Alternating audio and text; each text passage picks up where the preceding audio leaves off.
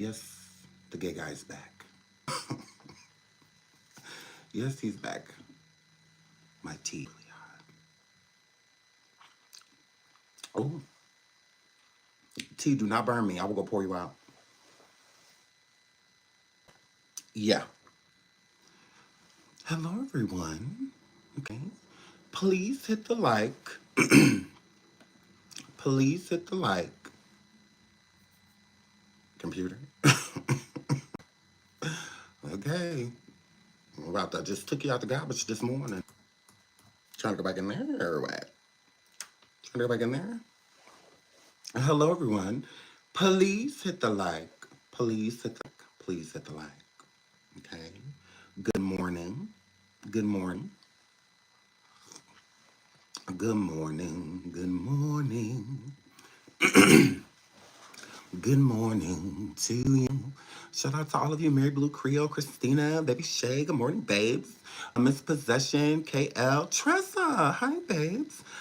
Essie, Beauty Pebbles, Miss Meach, Star Vixen, Sheena, British. Hey, girl. Ocean View, Latasha, Bell Nix, Finding Dory, What Happened Was, Miss Keisha, hey, babes. KT, oh, Lord, there's too many of you. I love you guys, though. I really, really love you guys. Hi, Starnick Boo. Robin, Black Sheep, Too Persuasive. Hey, darling. Murder. Hi, Eleanor. Lindsay, Megan, S. Brown, Nettie. Hey, Nettie. Beautiful MS. I love y'all names. Franchise, hi, babes. Y'all is already tapping. I really appreciate it. I really appreciate it. Over 190 in the room. We already got 60 likes. Absolutely. Marlon, I was gay last night with your dad. I was gay last night with your dad. Your dad, like, you know, well, you probably don't know how long your dad is, but like, your daddy, Marlon, girl, you would have thought that he was a Wayans, girl, how he put down. Yes. Yeah, I farted in your dad's mouth last night and it was amazing. It was amazing. Yeah. Yeah, totally in your dad's mouth. Stepson, yes. Don't you ever, okay, feel like you're going to disrespect me because I did what your mom can't do. Like, that's what we're not going to do. Like, I get it. You're like, upset because I'm mommy now. But it's just like, over it. Like, go clean your room. Go clean your room. Okay? Don't you ever, don't take your daddy FO from him. Do that. Yes. Yes. When he's trying to get all up in his throat. Again, no, we're not talking about the Wayans. Nobody is gay. But me. Except me. Totally. But it's just early. What? Y'all know we just chilling so we get to 500 likes. It's already 371 in the building. Shout out to y'all. Please hit the like. Please hit the like. Like, as soon as we get to 500 likes, we're going to get into the title. We absolutely are. But we like trolls. I don't know about other people, but we enjoy them. You know? Who's gay? Who? Who? Disclaimer, none of the Wayans are gay. Besides, like, their kids. Like, Marlon Wayne has a gay daughter. Well, a trans daughter, I should say. But none of the Wayans are gay. Like, that I know. Like, have proof. Like, there's no, like, they are all hetero until further notice. They are all hetero until further notice. Correct. I was responding to a troll with the name Marlon.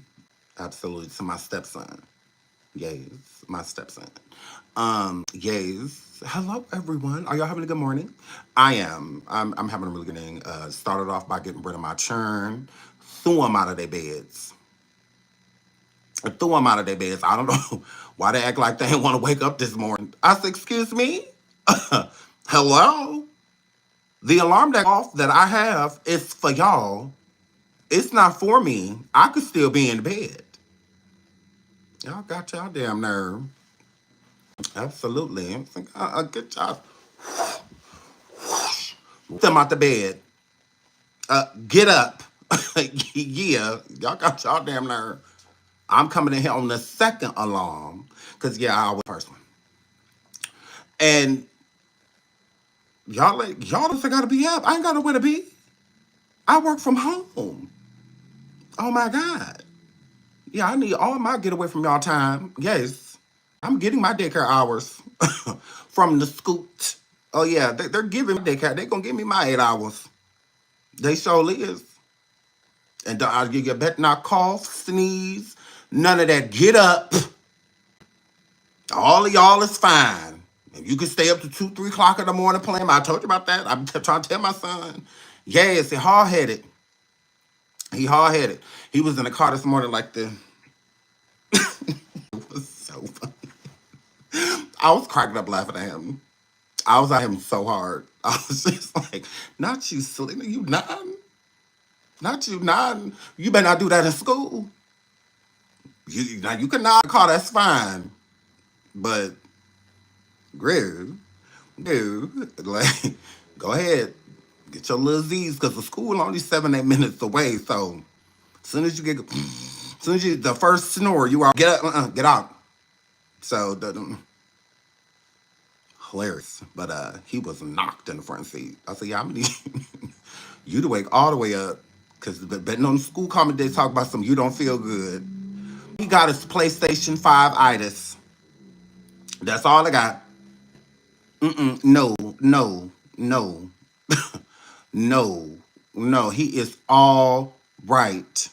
I promise you. Okay? He just tired. Tired and sick are two different things. Tired and sick is two different things. So get it on up. Get it on up. The title of the show is, what is it? Oh, Ellen DeGeneres and Diddy pimped out French Montana and Justin Bieber. Okay, we're going to get into that. We're also going to get into, what else we're going to get into? Oh yeah, Kim Porter's children slamming the book, and the book is real. We're going to read a little bit of, what is her name? Talia, the woman from yesterday. We're going to read a little bit of her um, lawsuit, just a little bit. It's a lot. It's absolutely a lot. Please hit the like. Please hit the like. We're at 175 likes. Don't y'all want to get into the tea? Because I have the tea. I have the tea. Ellen the Dikerus. Look at here, ho. Look at here. You're not fooling anybody, white lady. Okay? Okay? You're not fooling but the clear people. All right? We know what you did. Okay? You been got popped, and Oprah, okay, she got popped too. Ellen, we're not going to, in 2022, you were walking around with an ankle monitor on. We're not, I mean, in 2020, that you and Mopra, okay, Zempra, okay, girl, was walking around with ankle monitors on. You remember that? You'll remember that? Because we're going to get into all of that. No, I'm messy. No, I'm messy. Please hit the like. Please double tap the screen. Please double tap the screen. Didn't Usher flee the country? I don't. He's on tour right now, so I would. I doubt it, cause he's on tour. He doing a tour, so I don't know. I doubt it. I doubt it. Yeah, Ellen is extremely involved. Extremely involved. Her and Diddy been butt buddies. They've been kicking it for how long? Been kicking it for how long? I think Twitch. It's all connected. It's all connected. All you gotta do pay attention, and I'm gonna show you. I'm gonna show you. Usher is fleeing. That I don't know. You know, I say things that we can verify. Has 2 deceased ex-girlfriends.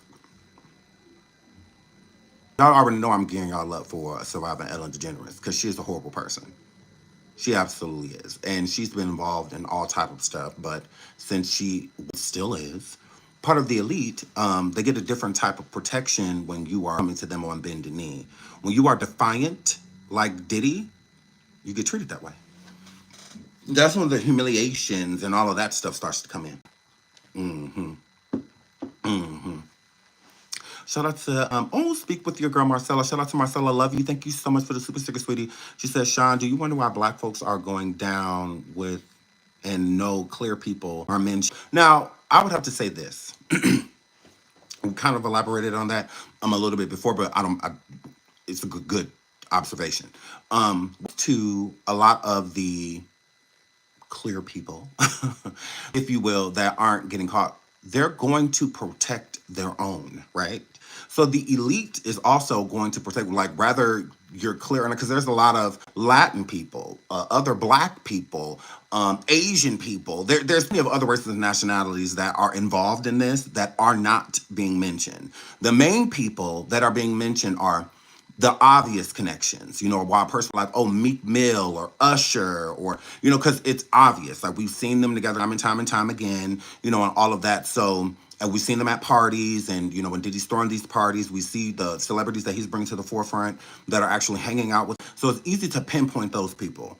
It's hard to pinpoint the people that don't know that, because those are the people to worry about. The ones that are in the public at these parties and out there with him, when they disposable, if you will, replaceable. But the ones behind the scenes that are involved in these things and also was helping Diddy get away with them, all races and nationalities, they're going to get a certain protection. Now, when it comes to, I believe, more so of the white people that are affiliated with it, they recycle their own. Case in point, think about Quiet on the Set, right? What happened to what was his name, Josh, I believe. What happened to him was proven. It was proven. The man went to jail, all of that, right? Oh, Drake, sorry. Lord, I said Josh. Drake Bell. So it was proven what happened. The man incarcerated, all of that. He gets out of jail and was right back working with studios.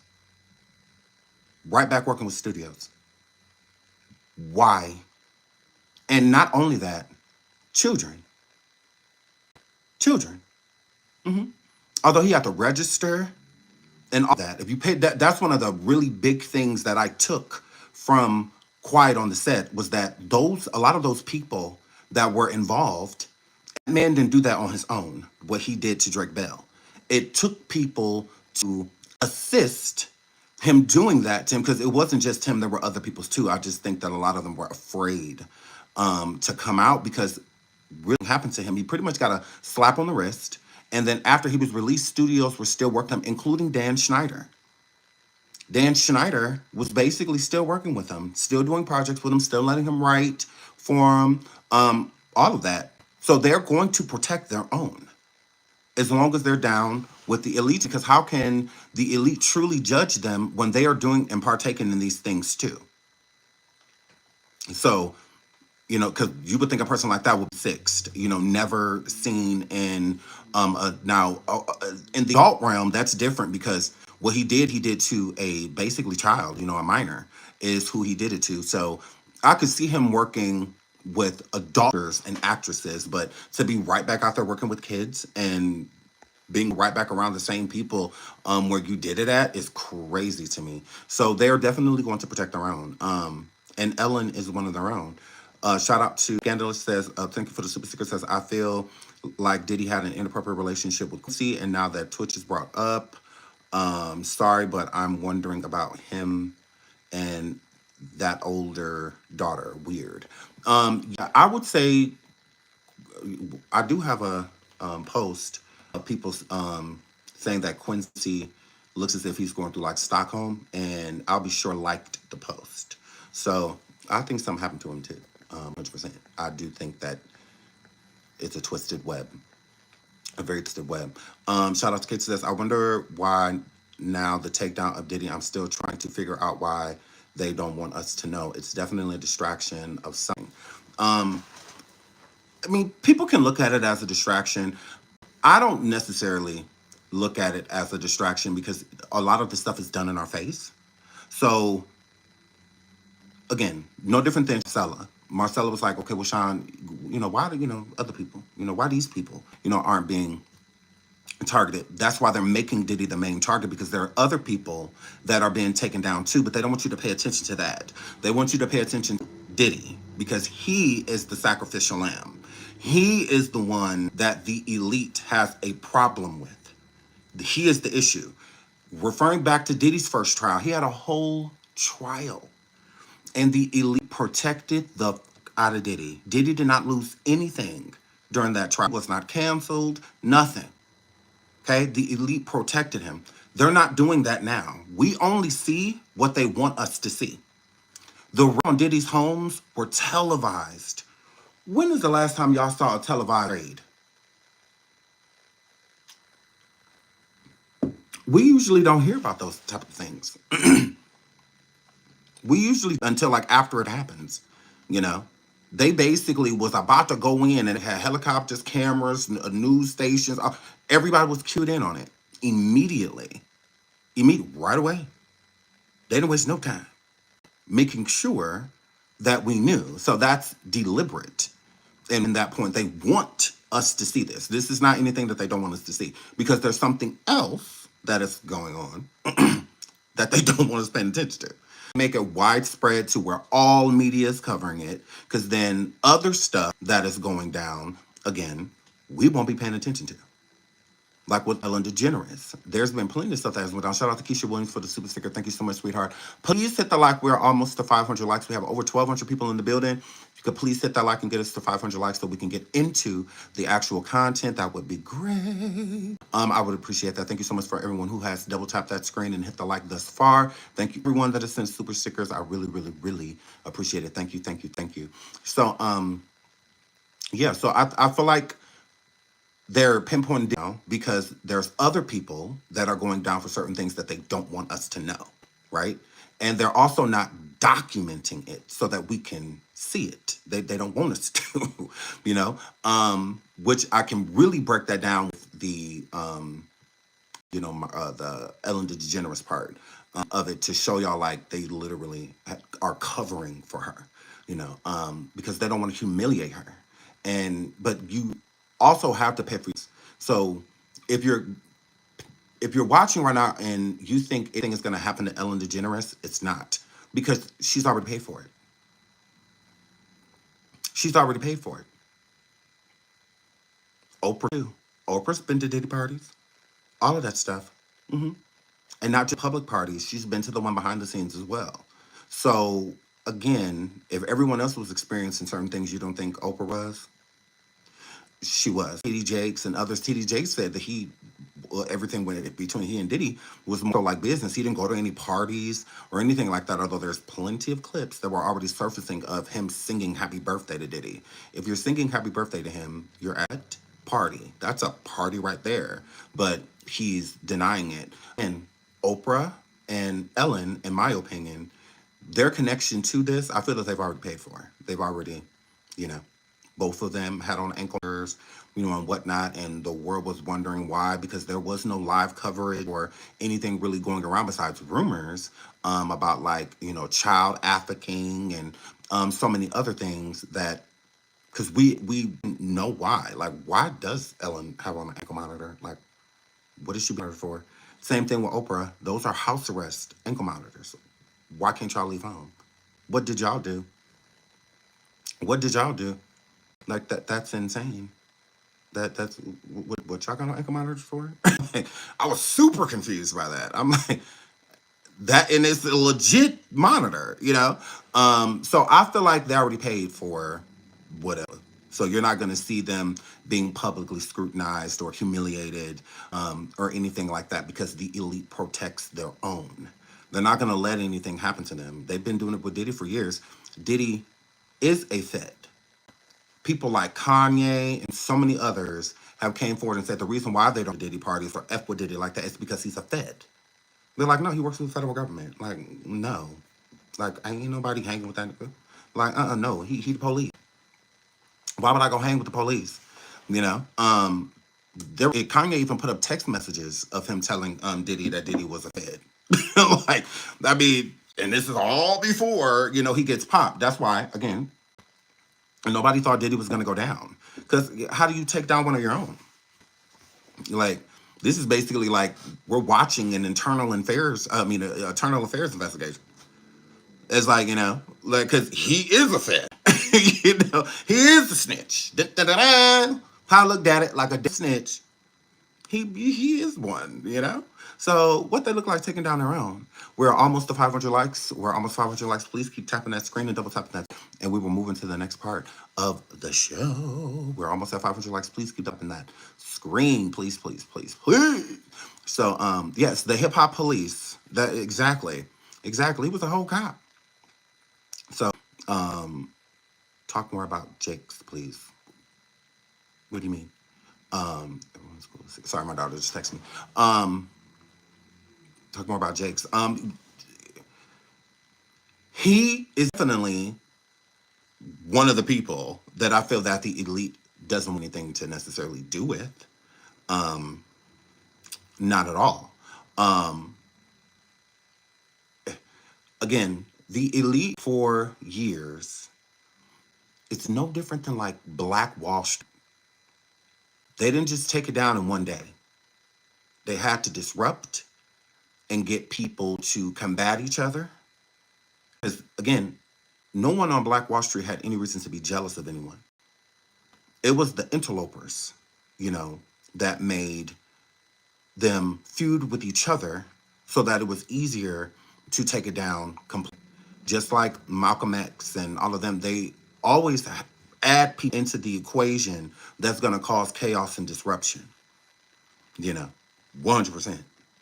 And then when the chaos and destruction is going on, they'll come through and choose certain people that they feel they can profit from in some way, shape, or form, either power, money, influence. So I feel like that's what happens.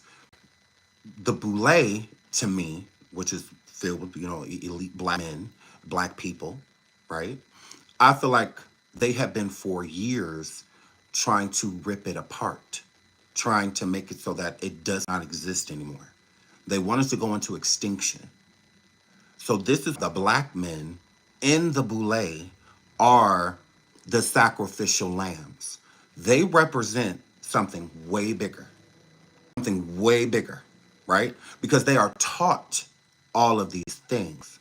Everything Diddy learned, Diddy was taught. People act like Diddy came into the industry liked. He did not. Nobody liked him. They treated Diddy like a peasant, a slave. From the L.A. Reids to the Andre Harrells, all of those people, until he surpassed them and got to treat them how they treated him. They treated Diddy very badly. It was not easy for him when he came out and tried to get into this game. They made it very hard for him. 100%. He did a lot of things and made decisions that he would have never made. Now for them forcing the decisions upon him, coercing him into certain things. So this is not just, he didn't come into the game, I feel like he came into the game evil, but he didn't come into the game a monster. They turned him into a monster, is what they did. It's like having a child, giving your child whatever they want. You're super rich, you're super famous, like the brothers, the Mendez brothers.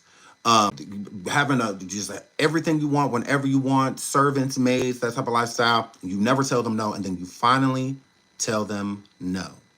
What do you think the reaction is going to be? Shout out to Speak With Your Girl Marcella for a super sticker. She said, thank you so much. Thank you so much, Marcella. She says, Jenny from the block carried the Glock, and she cried and snitched. She's a witch. No, I agree. Now, if anything comes up from that 90s trial, Jennifer Lopez will definitely be being charged. That's why she's one of the quietest people out of this whole situation. She's made sure to keep her mouth shut. because she's guilty of a lot of things too, and not just because she carried the Glock, it's because she lied. You know, she stand in front of the whole world and she lied, not to protect Diddy, but to protect herself, because she was already, is the Kim Porter book faking your opinion? Absolutely. Yeah, I've been saying that since. That's why I haven't like read it or really like went into with it, because I didn't feel like it was real. I never felt like it was real. We are 3 likes away from 500 likes. So yeah, Diddy, in my eyes, he was taught all of those things. So they use them. It's like the bigger agency uses the smaller agency as their takedown. You know, instead of any of us up here going down, Diddy was up there. He was with, the actual elite until he fucked up. Then when he effed up, he got pushed back into the boule. That's what that word. He got pushed back into the boule, to the sacrificial lamb land. Like the Bill Cosbys and, the Jeffrey Epsteins and all of them, they were the lambs. They used them as, we're not going down, you're going to go down. Because again, the elite is allowing all of this to happen. The ones that truly govern the globe. The globe. These people run the world. So you got kings and prime ministers and like, all type of people sitting down. So this is beyond the entertainment world. The entertainment world, the whole industry, is a blip compared to everything else. Everything else that is on, the map. This is so big. It's so big that we couldn't.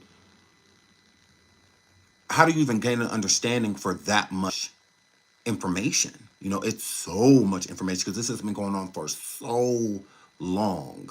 The elite will never stop running this globe. They will never stop. These are king choosers, king crowners, president givers, makers. These are these people. They are that high up. Okay? These type of people can do something to somebody in broad daylight, a Nino situation, and nothing happened to them. Nothing. Nobody even, they just clean up the mess. That's how powerful these people are. Rules do not apply to them. Laws do not apply to them. They make laws for us to follow. We follow their laws, but they don't. And that's why people like me and others, they get caught. They get caught. The elites, no. No. No. You don't ever have to worry about them getting caught doing anything. Because they're that powerful. These people own lands and countries and, they do what they want to do. Literally, do what thou wilt is, what they go by, right? So the reason why people like Jay-Z should be afraid is because how many of you left?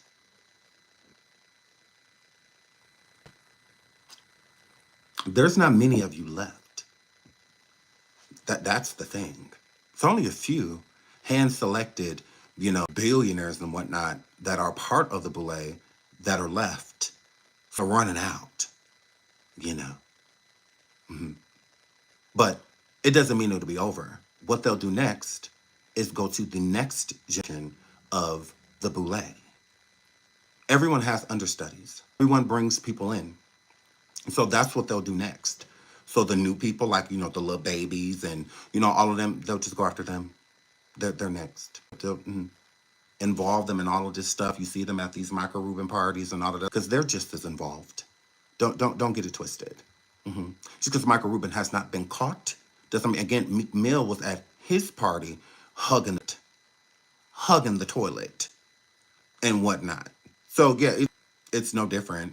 Literally, they all do the same things. It's just, if they need Michael Rubin to be, a downfall for them, to blame everything, they will. If something comes out too much that they don't want to, they don't feel like doing damage control for you because they feel that you're disposable, they'll do just that. They absolutely will. So all of these people are replaceable. Diddy wasn't even on the outs yet, and Michael Rubin had already took over his white parties in the Hamptons and all of that. Like, and he wasn't even, exiled yet. Um, so yeah, I think that this is big. This is really big. Shout out to Papaya. Papaya, she said, Sean, I'm considering I'm considering the day ones in the Bad Boy circle. I wonder Faith Evans knows. The quieter person is, the more they know. The more they know. And again, Diddy is a monster. So a lot of these still very so much afraid. And now they're afraid for different reasons. Now you hear about all these tapes and stuff that's out there. It's hard for any of them to speak, because if he was recording people without them even knowing, Faith Evans has done interviews stating how promiscuous she was and how, basically she sleeping with all type of people, how she used to run through people, so where you think that experience is coming from? Where do she is talking about, So I think that all of them know a lot, and I think they're scared. They're nervous, and not just because Diddy, probably threatened them and stuff like that in the past, but these are charges, the RICO, and whatnot. So, and then you talking about underage people, all of this. How do they know who was of age and who wasn't of age? I think Faith Evans knows everything. I don't think that there's anything that she doesn't know. Honestly, she's been rocking with him for way too long to not know what's going on. It's no coincidence either that when Stevie J has been around Diddy since the 90s. I'll keep saying that. He's been around her from the 90s. When Stevie J finally did get married, he married Faith Evans. Until, I would say, more so of recently, no one really knew that Diddy and, Stevie J were that close, that they were kicking it like that, like we've seen them at parties and stuff. We've seen them photographed together. But we didn't know that it was like, it was given like roommate situation. Like they like lived together. They were together so much. So I think that Stevie carries a lot of bones. And one thing about Diddy I will give him is that he is very consistent. When he takes ownership of someone, he keeps ownership of them. He's Kim since the 90s until she passed away. God rest her soul. He had Cassie until she finally escaped in like 2016, 2015, 2016, well, 2016, 2017. She finally escapes and gets away from him. So it's the same thing with Stevie J. Same thing. If Faith Evans is if Stevie is going to be with anybody, he need to be with somebody I can control, And Diddy couldn't control no Jocelyn, and he didn't want to. So he put Stevie with someone that he could control. Organize. Stevie J can convince me that he has not been sleeping with Diddy for all of this time. That he hasn't been sleeping with Diddy all of this time and sleeping with other, like, Minaj. He can't convince me. You definitely have. 100%. You only get that close to Diddy. He is consistently doing these things. You being that close to him is for a reason. Same thing with Meek Mill. Like him coming forward like, oh, can somebody, I'll pay you $100,000 if you could No, you are shaking in your boots. You are absolutely shaking in your boots. And what has him shaking in his boots is the alleged video footage that may be coming to, the trial. So I think he would normally be talking a lot of ish because he knew that he had Diddy's protection. But now that Diddy is in jail, are shaking in their boots because they can see, well, not even he, has power, because if he did, he wouldn't be in there. He would be out here free, and he's not. So they not playing with him. they not playing with him. They really, really not playing with him. Like, absolutely not. Meek not gay, Sean. That's Trey. No, that's both of them. No, that's both of them. 100%. You got Meek Mill doing crazy dances and whatnot because he lose matches with Michael Rubin. You got Meek Mill in the same outfit, like matching boyfriend outfits as Diddy. You got Meek Mill being called daddy on live by Diddy, get exhausted just like they stated inside of the lawsuits about the FOs that would go for days and they would IV bags. He in Diddy pool trying to get some type of hydration because he done, girl, no, that you cannot convince me anything otherwise. No, 100%. And Meek has been in a bad position ever since he got out of, ever since Jay-Z, because you know Jay-Z loved to brag about getting Meek Mill out of prison, but as soon as he pretty much abandoned him. And you got to do what you got to do in this industry. Meek Mill is not one of these hot rappers nowadays that is charting and high gross tours and stuff. No, he's not one of those people. So you have to get it how you live. You absolutely do. And I feel like Meek did what he had to do. You know, he may not be into the stuff that Diddy was necessarily into, but if this gonna get me to where I'm trying to get to, then I'm going to do it. Like, it just is what it is.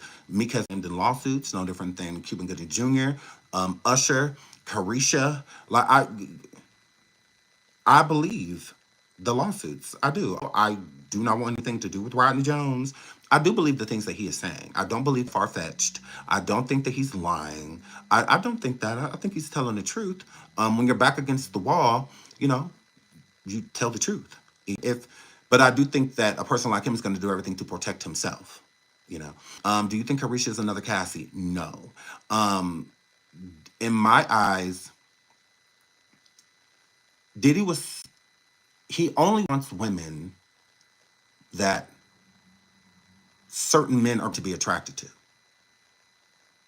So being with Kim Porter, a lot of people wanted Kim Porter. A lot of men looked at it as a hot commodity. So in order to attract straight men, because it's like a fetish of his, to turn men out, he's not interested in gay men. He's not interested in that. No. He's interested in manly him because a gay man is going to do this. Okay? Signing an NDA or not. It's a high probability that they're going to say something because they're out and proud. You know, they're out and loud. You know, so it's nothing for them to hide. It's easier to keep your when it's someone that is representing themselves as heterosexual. A heterosexual man being ugged and doing certain things with you, it's a way, like the probability is way lower that they will say anything. Ever. A lot of that, if not at all, take it to the grave before they say something out loud, whether they were violated or not. Right? So it's easier. So he's, you know, killing multiple birds with one stone by turning these men. And it's the thrill of the chase. You know, if a gay dude is with it, you bring him back to the crib, there's no chase. Like, it's you just going, what's going down is just going down. But a straight man, you got to like entice them and court them and figure out ways and whatnot to get them to give you what you want sexually. So he'll have beautiful women around to attract a certain man. So think about Kim, beautiful. 90s, one of the biggest models of the 90s and whatnot before she got with him. Then she went from Kim Porter the model to Diddy's girl, you know. And a lot of people were still seeking after her. And then let's fast forward to Jennifer Lopez. A lot of people wanted her. Men in the industry, J-Lo was one of the hottest things on the map. J-Lo is one of the most beautiful women in the world. So everyone in the industry, they wanted her. They were on her. So she attracted, whether she was present or not, because just her being there is enough to attract the men to want to come kick it, right? And then he'll be somewhere completely dim, spiking their drinks, you know, and all of that, you know, J-Lo be in a whole nother room, and then, you know, what goes down, goes down. So it's not like, oh, he used J-Lo and had with the men and all of that. No. All you need to do is, she's enough just to bring them. It's kind of like to a Beyonce concert. She is enough to attract you to the concert, going to a Prince concert or a Michael Jackson concert. They're enough to attract you there. But while you're there, keep the love of your life in the audience, in the crowd. You can bump into your future husband or wife at one of these concerts and whatnot. So a lot of things are going down, although the main attraction is a whole nother, situation. So, and it's the same thing with Cassie. Cassie, very beautiful woman. A lot of men want Cassie in the industry. When Cassie came out, everybody wanted her. Everybody's like, oh my God, who is she? Like, she bad. When she came out, her and Jessica Alba were like neck and neck. Cassie and Jessica Alba with the looking the different look, and what everybody was on them. Everybody was like, who is this Jessica? This Jessica, she fine, she this, she that, blah blah blah. And then you had Cassie, and then Cassie was like, damn, who is that? Type of situation. So why would he not snatch her up? That's exactly what he did. He snatched her up and look at her story. All the FOs and whatnot that she did. And that's why he had her there. Same thing with Kim, same thing with J-Lo. And then we spin the block and get to Carisha. I don't feel that Diddy ever had any feelings for Carisha besides a friend. That's it. That's it. That to me was more so of like a business transaction. Kim Porter was gone, couldn't get Cassie back, and he needed somebody to sell De Leon.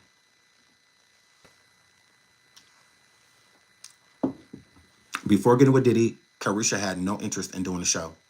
No interest. That was Diddy's idea, and I was his idea. He put it on his network, Revolt. That's it.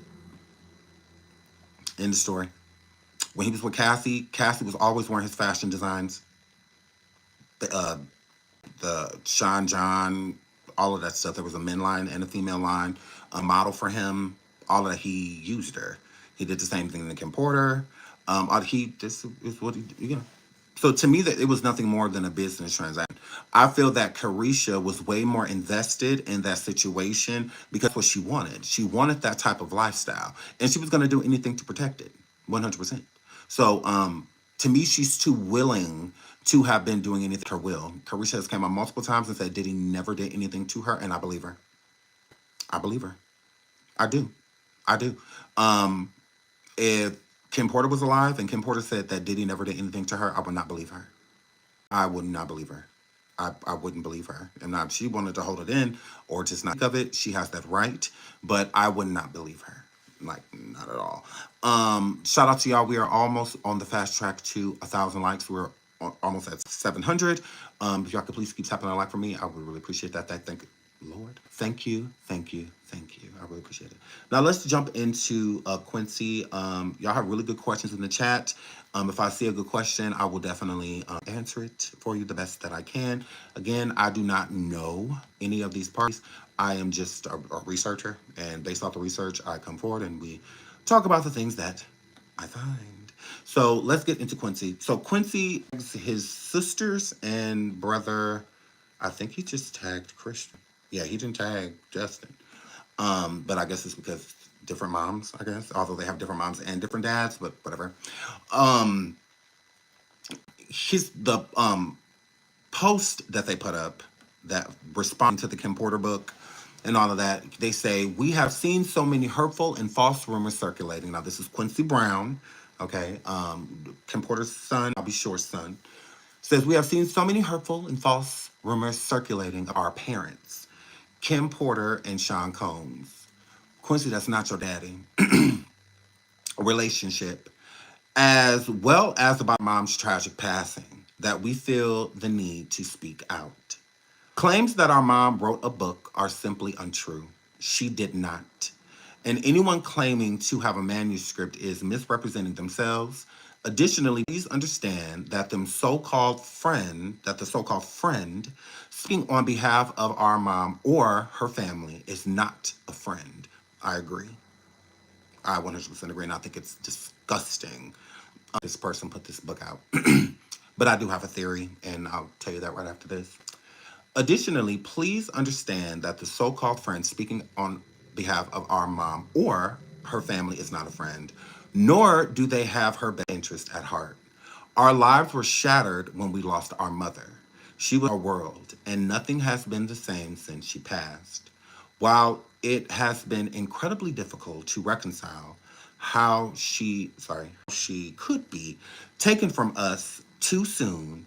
The cause of her death has long been established. There was no foul play. Grief is a lifelong process, and we ask that and respect our requests for peace as we continue to cope with her loss every day. We are deeply saddened that the world has made a spectacle of what has been the most tragic event of our lives. Our mother should be remembered for the beautiful, strong, kind, and loving woman she was. Her memory should not be tainted by horrific conspiracy theories. We ask that everyone please respect our mother, Kim Porter, and hold her legacy in high regard so that she rests in peace. It's what she deserves. We love you and miss Mommy. Quincy, Christian, Jesse, and Delilah. Oh.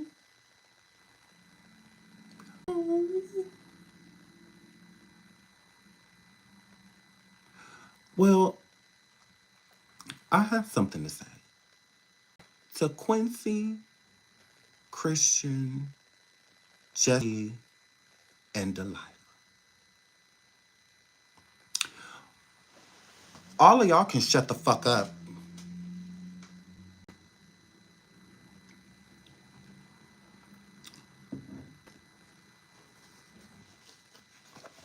Correct. Correct.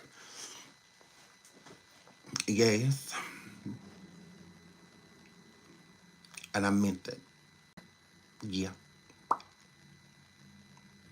Yeah. All y'all can shut the fuck up. As far as I'm concerned, ain't no way in the world this many people gonna be saying something about to my mother and me not looking to it. Ain't no way in the world. Y'all sat there and listened to y'all and saw y'all mom go through all type of bursts. Don Richard and so many other people have came forward and said that I saw like it was. So if they saw it, y'all saw it.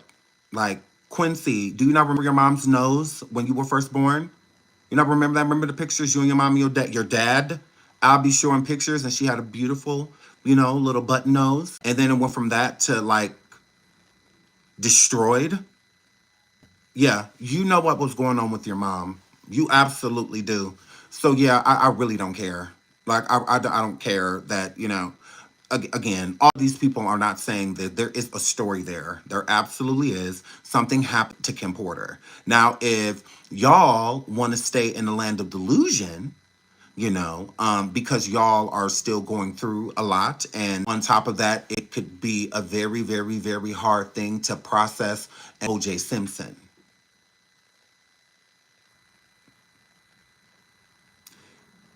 This happens. Have you ever seen a Snap episode? It happens every day to where people are taken out 100%. Even with like flu-like symptoms, and things like that. So if I were you, I would definitely weigh my options. Weigh my options. So I get it. Y'all going through all type of stuff. I think that Diddy kept a certain rapport with his children. I do think that they do have a lot of love for him. I do. I think that they're the people that he was the nicest to, although he did have his moments with them. He did show them some type of, because that's what all narcissists have to do. You have to have the person fall for you in order to break them down. And because you can't break them down. If love has to be established before you can manipulate any of those things. You have to establish a point of trust where they trust you and they have love for you, because that's how you keep the fear instilled, right? When most people that are hurt or harmed, how I'm looking at it from his point of view, although I cannot prove, and I'm not saying like a fact that Quincy may have been abused by Diddy, but it does give that 100% does. I think that there's a big story there, and Quincy is very. This is just all really confusing. That's just where I think their minds are. And now, if you don't want to come to terms with it as of now because, you know, Stockholm syndrome and stuff like that, that's cool. But to just truly say like nothing ever happened to your mom when you know for a fact that he was beating her blows me. That blows me. How rest in peace if she's truly not giving justice? She didn't just pass away. If she passed away, I would say, yeah, give her peace. Aaliyah, she passed away. Give her peace. People love going around trying to dissect things and like, oh, well, this happened to her and that and this with Jay-Z and then Dame Dash and they just passed her around. It's like, she passed away. Let's let her rest in peace. I understand everything that happened with Aaliyah and R. Kelly was completely wrong, but she didn't pass away during that. She passed away long after, years later. So she truly wanted to speak on that. She could have. She chose not to. She didn't want to, nor does she have to. Same thing with Kim Porter. I don't feel that if the kids are requesting people leave what she may have done in between the sheets while she was alive, if they want people to leave that type of stuff alone, I'm not disagreeing with that. I'm not disagreeing with that. But still to this day, Kim Porter's passing does not sit well with the public. And I get that Quincy and all of them, they love their mother. But there were people out here that loved your mother before you even existed. Okay, Quincy? Did you know that?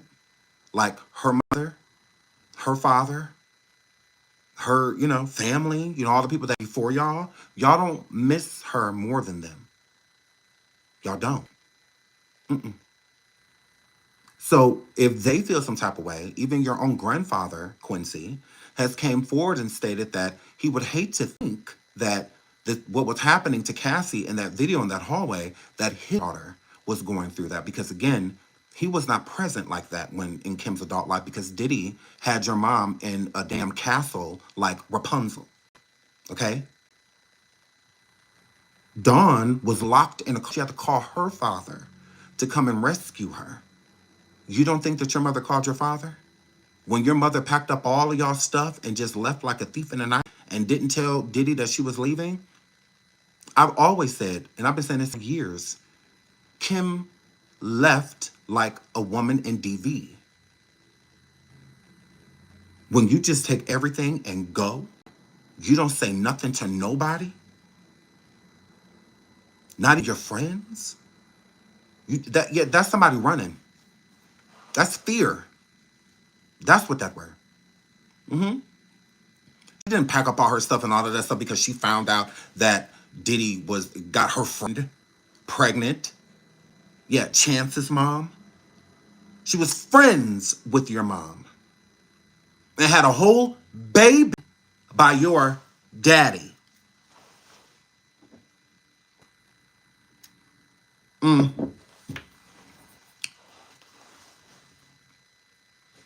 Had a whole baby. But let's not look into that. Let's avoid all that because my dad's going through enough. Okay. Okay, Quincy. Okay.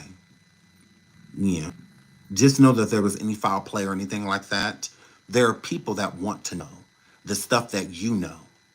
Like you knew what your mom was going through. You watched it. You knew. And I'm not talking about nothing sexual or anything like that. No. The DV that she suffered, you were present. Your sisters were present.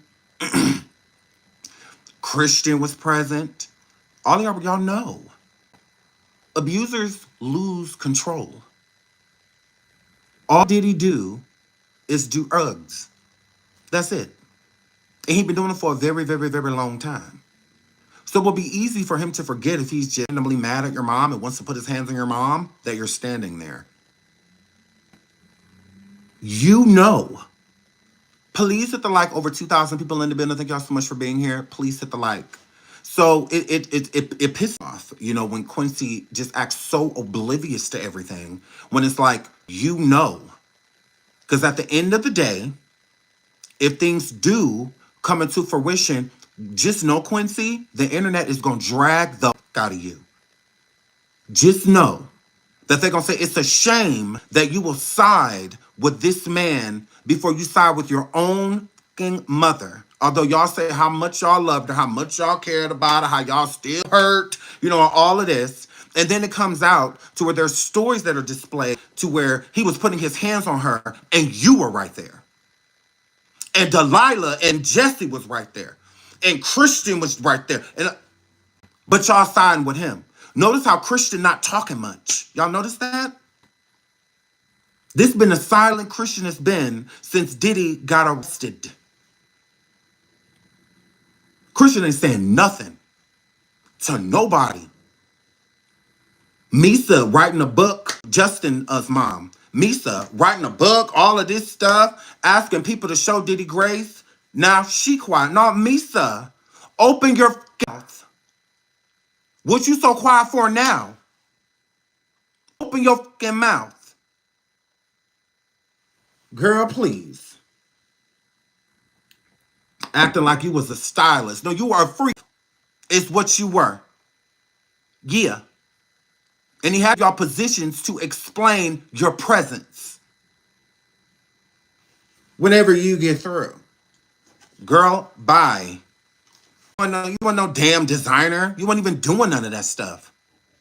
He put you into it because you could dress. All of your first clients, all on Bad Boy. All of them. Mary J. Lil Kim, all of them. What girl? Why you act like you was over there styling the and Destiny's Child and all of that stuff and then you bumped into Diddy one day? No.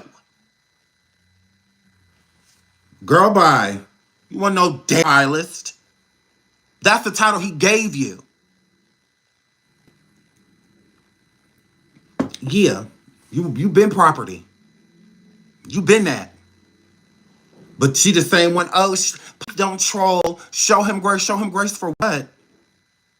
Grace for y'all know what's going on.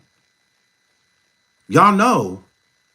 So y'all can keep y'all cushy lifestyle. Because Misa, wasn't that you and Diddy in Winter's book? Shout out to Winter. From the Bad Girls Club. She dated Justin Combs and got pregnant by Jim Combs. And Misa and Diddy coerced her into getting rid of her child. And Justin sat right there and allowed it. He allowed Misa and Diddy to coerce her into getting rid of her baby. But let's not talk about that, right, Misa? Because Winter listed you in the book as well. She said you were the main one saying, no, you got to get rid of it.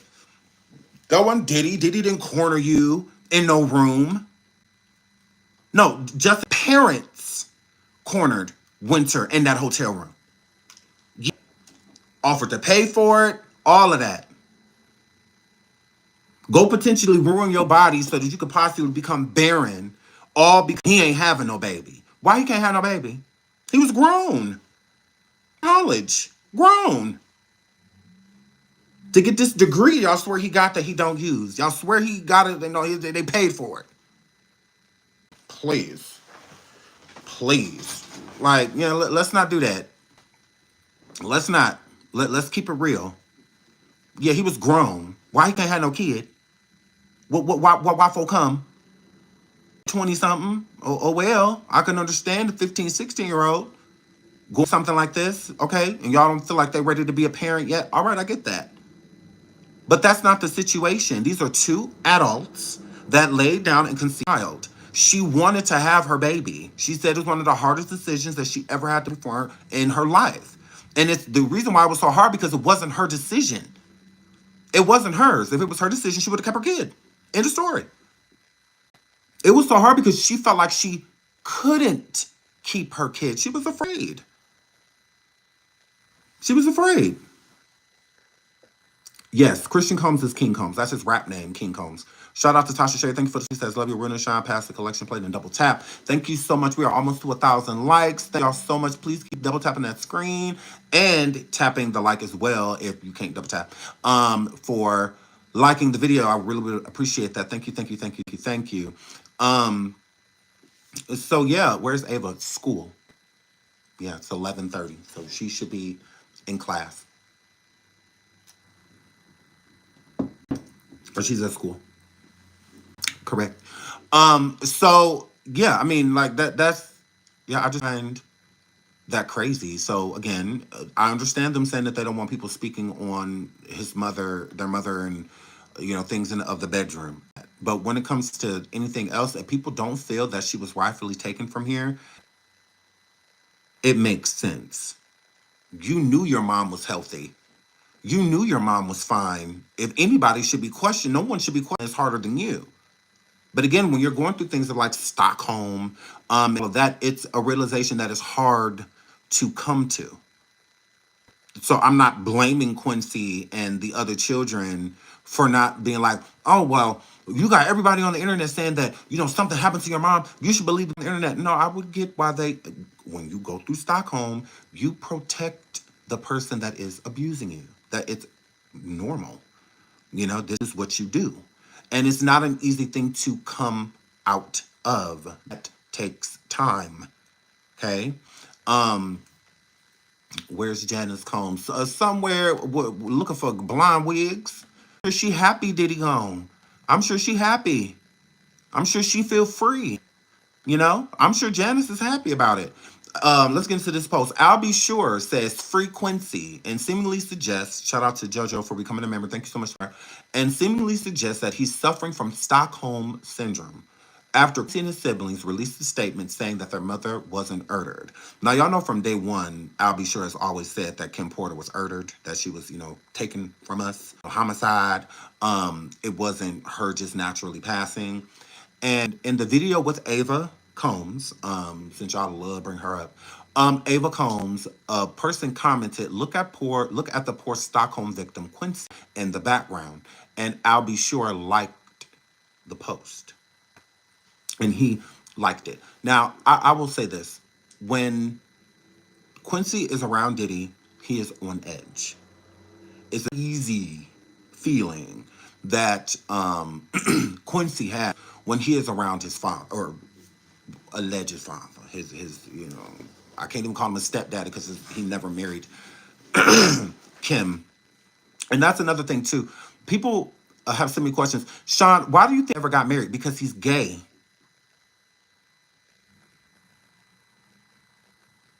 Because it couldn't be to a man. Because he couldn't do it to Stevie.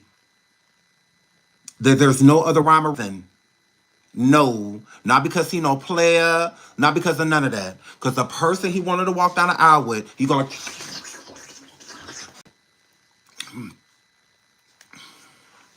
end the story. Because he's a big old queer. That's why. It's that simple. Because you would have thought he would at least try it once. As long as he was with Kim, it made no reason for him not to get married to her, especially if you were just going to end up KILLing her anyway. If you were just going to end her life anyway, you was going to get all the insurance policies. You might as well marry. You might as well marry her.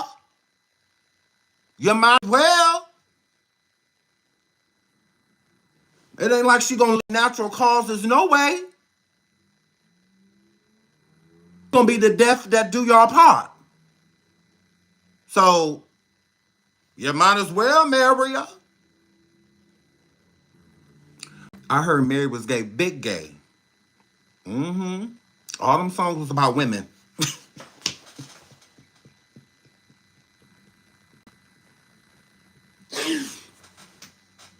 All them songs was women. All them songs was about women.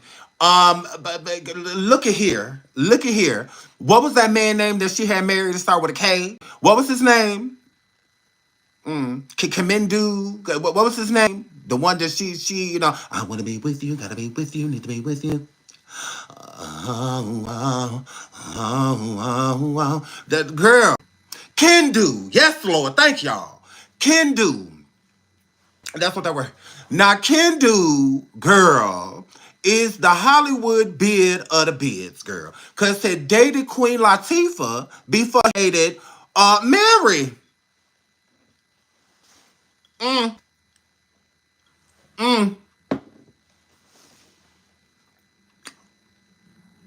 And we all know you ain't why. We all know Cleo, girl.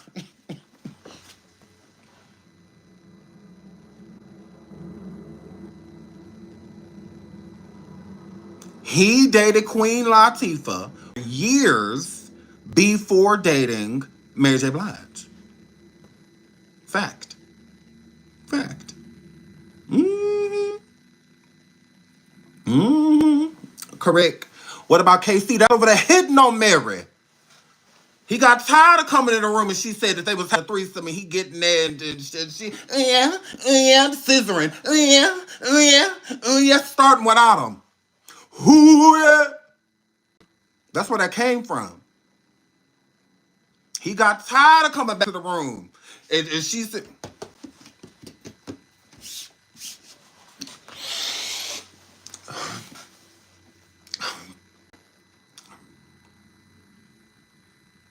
he got tired of that. He get in the room, ain't no powder left. It's just some crumbs and stuff on the table. He just got a whole kilo, all of that. And the girl, yes. So he got tired of that. She do all the drugs, drink her all the liquor. He coming over, she just full. 3 girls in the bed. They done all climax and all of that already. Toys hanging out of and all that. She's sitting there here with a strap on, just to the moon, looking at him like, what? What? What? You mad? He got tired of coming in there, girl. He got sick of that.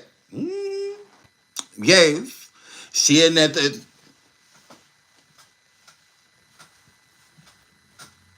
What is you doing? I'm performing. Stop interrupting. Yeah. Stop interrupting. He like, girl. That's why Mary used to come on stage with her wig on backwards. Correct. That's why he was over there. That's why he's over there pinching on her and they're doing all of that. That's why. We supposed to be doing this together. That's what they were. So yeah, that's why they broke up. Correct. Y'all is welcome. Yes, that's why she was making up words. Hi. Making up words. I said, what is a dancery? What? Mary. Y'all talk about some she can't dance. She was high. He's up there killing bugs. Step spiders. And all of that in them, girl. Mary said, you are fucking high. That's what that was. That's why Diddy.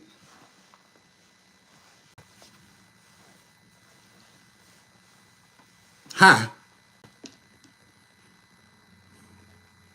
Correct. Yes. Them ain't 2 left feet. Them 2 drugs mixed. It's what that Rashada Love Wisdom says. Got me hollering at work. I love you, Love Wisdom. Thank you for the sticker, girl. I love you, girl. Thank you for the sticker, girl. We are almost at 1,000 likes. Over 1,800 people in the building. Please hit the like. So yeah. So I'll be sure. So ho. Now my son might be over there going through a little piece of postpartum. A little postpartum. That too. But he said that Quincy's going through Stockholm. He's allegedly. I'll be sure. I'm gonna need you to beat Diddy ass. I could never let somebody do all this to my damn turn. I'm gonna need this one. I'm gonna need you to go visit me like this.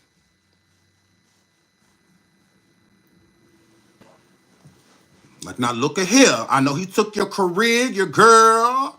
Now we're gonna have to cook. Now we're gonna have to anyway the baby now. That's when we fight. Okay, I done let you have a little piece of my career. I done gave you that. I done gave you the girl. I let you have that. But I'm gonna have to draw the line right here. Now you trying to take my Simba? Move forward with never. Okay? So yeah, I'm gonna need you to get that together, Quincy. I mean Albie. Nah.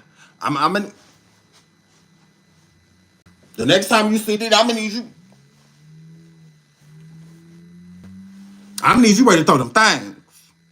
So, cause look at here, he done did too much, and you know he can't fight. You know, did he get? Diddy don't get his. He stop. I don't want to fight. I don't want to fight. You know that's what Diddy give, girl. You know he get windmill. So yeah, he ain't never fought nobody. Who he up? Besides Kim and Cassie and Dawn them. Who? Who he beat up? Besides Lorianne Gibson and all that, he ain't never beat up Dylon. He ain't never beat up the P. He ain't never beat up Ness. He ain't never beat up or Shine. He ain't never beat up Biggie. He knew better. He knew Biggie with his ass. Biggie picked up a fork like, I know you're not talking to me. Like, yeah, now who he beat up that we need to be scared of? I get people being of his security. But other than women, who have he beat up? Imagine because you punched your girlfriend in the stomach at dinner. Like, ew. Like, see how I did that? You see how I did that? No, he didn't beat up Steve Stout. His security beat up Steve Stout. Correct. And he got in some licks. The security came up in there.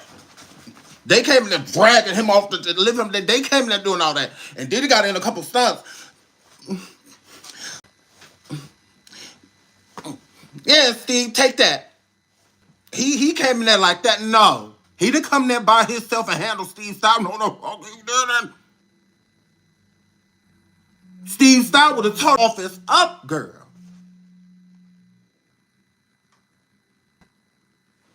He came in there with 2 security details. Steve Stout said that he and his security put their hands on him. He just sued Diddy. He sued the security too. The security came in there and laid him out. Not no Diddy. No. Diddy scratched him. Diddy was pinching him underneath his arm like this. Diddy was pinching him. And Diddy said, and you take the video down now, Steve. That's what that word. Scratched him. He said, take the video down now. Take it down, Steve. He did that. Correct. He came in there, he said,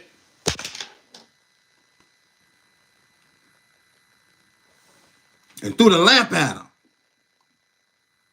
Y'all know he like throwing stuff at people. Y'all saw him in that hallway, girl, with Cass. I said, ooh, not throwing stuff. I see you done let that towel drop, your little dick stuff. I see you done let your pussy out. That's weird. Who do all that with one hand? Pummeled the girl. Then go try to sit down. What you sitting down? Who sit down during abuse? You need a break. You hot? You ain't got on no damn clothes. Should be all type of breezes. Go. Then he gonna say, I said, and sit down. Cast it wrong, girl. But he that guy. Okay. Alrighty.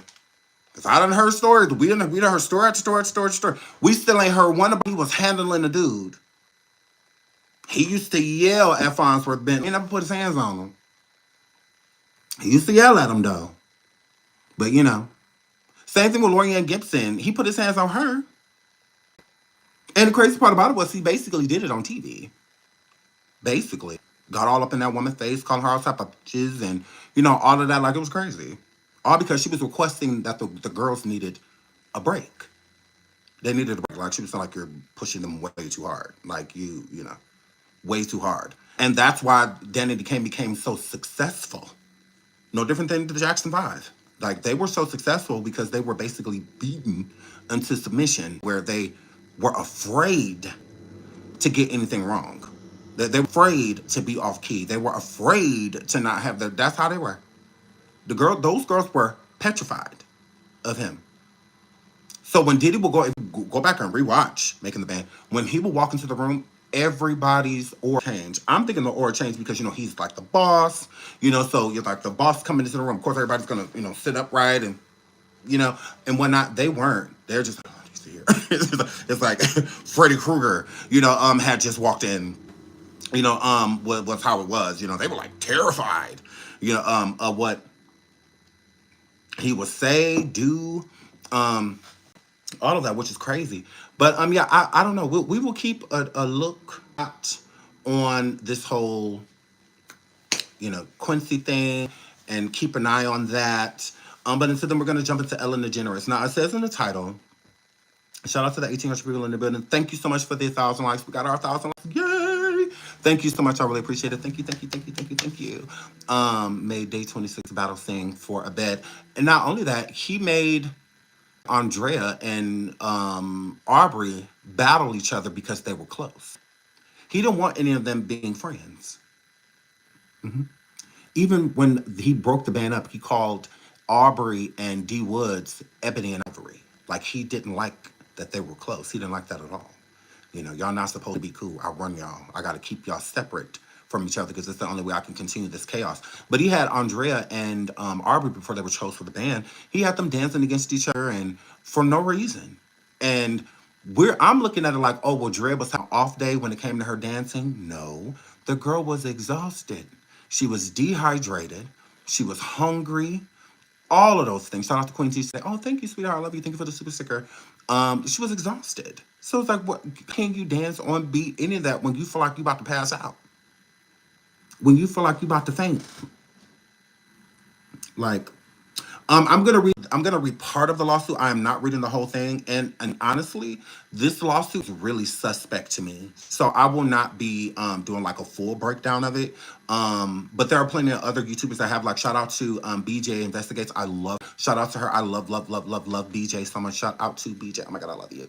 That surprise witness. Shout out to her. I adore her. Thank you so much for all of the love and support that you send and you show me. Thank you, thank you, thank you, BJ. You are so sweet. But she did Down the Rabbit Hole News. Shout out to Down the Rabbit Hole News. I think even Danny Robertson, Meek at Night. There's so many other people that have broken the lawsuit down, and a lot of people. I'm sure because I'm sure my audience we circulate through these people. So I don't just like y'all to hear the same things like over and over and over and over. Again. So it's like if you already watched like they do, right? Lovely T, shout out to Lovely T, love her. Lovely T, people like that. So like y'all follow those people too, watch those people too. Even Funky Dineva, I think Funky Dineva broke a lawsuit down.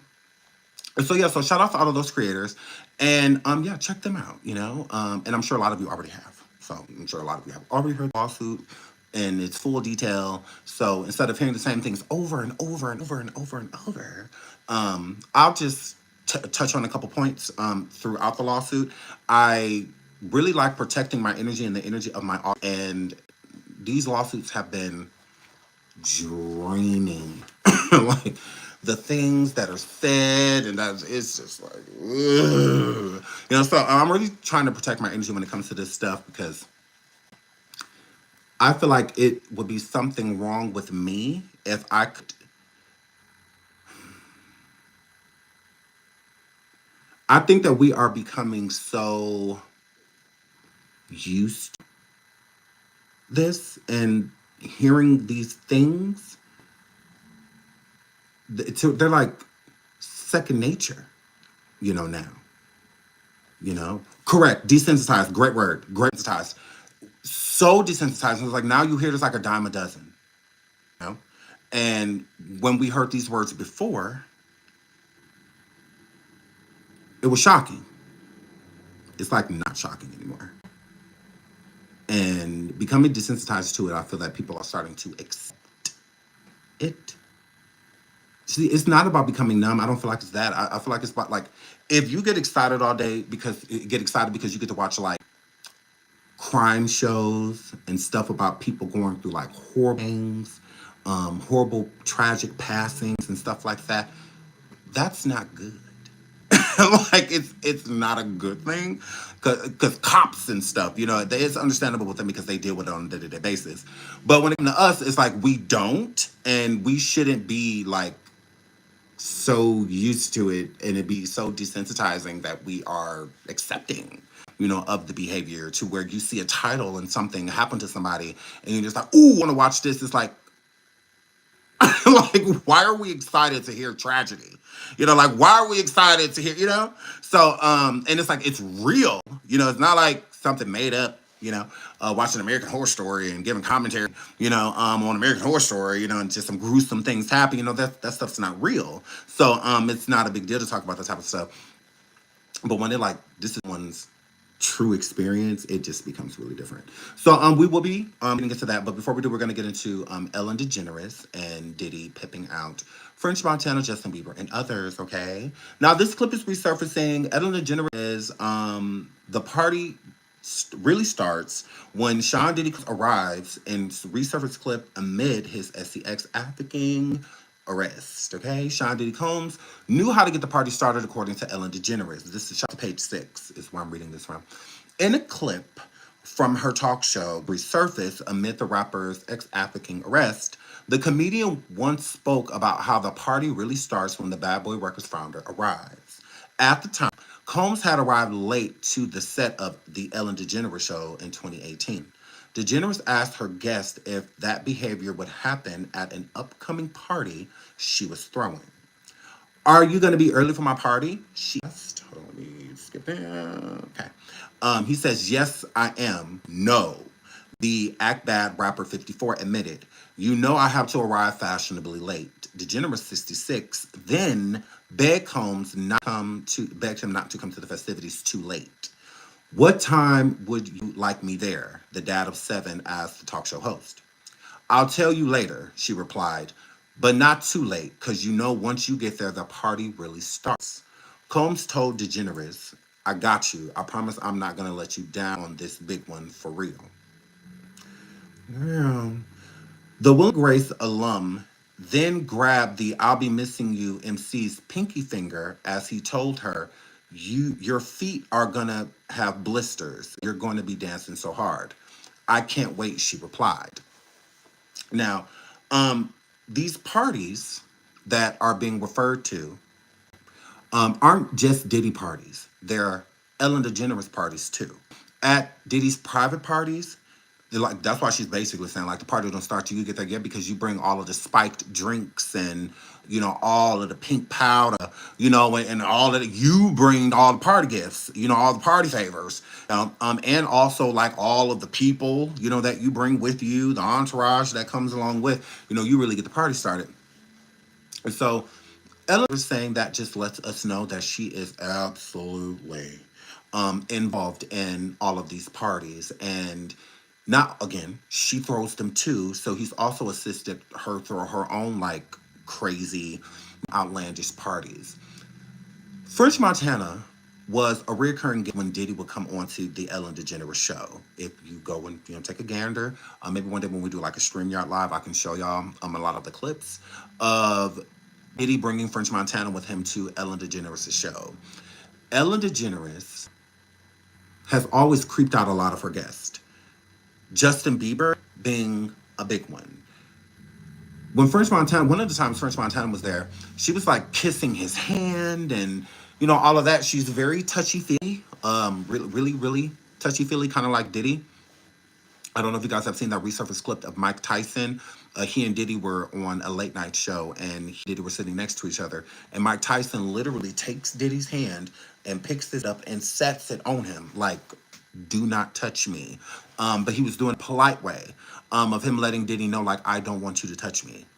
It literally, I can't, literally, Mike Tyson, he and Diddy are sitting next to each other on a couch. They're both being interviewed. And Diddy's hand is balled up, but it's right on, his leg of Mike Tyson's leg. And just nonchalantly, Mike Tyson picks up Diddy's hand and puts his hand back onto him, just yeah, don't touch me, is what he was given. Because honestly, it was a couch, but Mike Tyson could have just moved over. But to stay in frame, he wanted it. That's because I'm like, well, why didn't he just move over? But if he would have been kind of like out of the frame, so a little bit, further. And the couch was a smaller one.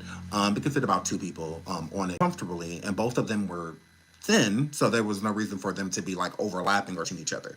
You could comfortably sit next to him as long as but the problem was that Diddy's hand was right there. It's just like, if you move your hand, then I don't have to move. But I don't want you to touch me. Please don't touch me. Is like, it was kind, like it wasn't like a big deal. But when Diddy like looked at him like afterwards, because it just shows you that Diddy would do it anytime, any place. Anytime, any place. Anytime he sees something he wants, he's gonna go after it. Want right there. Like, I ain't waiting. Like, what's up? I'm feeling you. Is what it was giving, flirtatious, but Mike wasn't feeling it at all. Like, yeah. And with Ellen was never really touchy when it came to Diddy. Now, she's touched him, but not like French Montana and Justin Bieber. Justin Bieber, on one of the episodes of Ellen DeGeneres having Justin on the show, running from her. Like, he was like running from her. Yeah, because she's playful and likes to play around. Justin was not having it. Justin does not like Ellen DeGeneres. You can tell. Going on the show is a promo thing. It was never him going on there because he likes her and wants to be around her. No, not at all. So at these parties, I think that Ellen has, in my opinion, not fact, but in my opinion, I feel that Ellen has with a lot of people in Hollywood, a lot of artists and actors and actresses, and that I feel like Justin Bieber, French Montana, Meek Mill, I feel like all of them have had their share at Ellen, 100%, and other people, even Oprah, trust me, Oprah is not innocent. It's absolutely not innocent. But Ellen is a lesbian. She does, identify as a lesbian. But the problem with her identifying as a lesbian is that it's not like she's never done anything with men before. It's not like she's not still attracted to men, right? It's just more so she would prefer, her preference is women. So people like Twitch and Twitch's wife, they know what was up. They know what was up. I believe Twitch took his life because of Ellen. I think Twitch was about to be a fall guy for Ellen. But I also think that Twitch did bad things too. I do. I think that he was involved in a world that he didn't know how bad it was until it got bad. He didn't know until. And just like they're using Diddy as their fall guy right now, I think that they were going to do the same thing to Twitch. Case in point. And let me pull this so I can read to you guys. I believe that at these parties, there are certain people that Ellen is going to be inviting, and that want to do certain things with certain people. So that's where we'll bring in people like Diddy. I got some people that want to deal with certain people, that want to touch on certain people, that want to sleep with certain people, and you're connected to them. So like Justin Bieber, there's some people that I got that want him too. So bring him to my party. There's some people that I got here because you got to think about French Montana dated Khloe Kardashian, so and Trina, so that put them on. You put French on a realm with who the Hollywood's who's know who. So it made him one of the desirables, if you will. So him too, and I believe Ellen and Diddy were doing this to multiple artists: Justin Bieber, Usher, Meek Mill, Rick Ross, so many others. I feel like he's always recruiting. When the baby came live and hold on. When Baby came live, I wonder if I still have that clip. I can play it real quick. Baby. Yeah, let's play this really quick. This is a quick clip.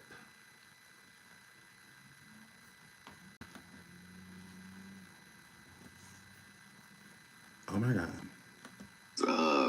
This was the beginning of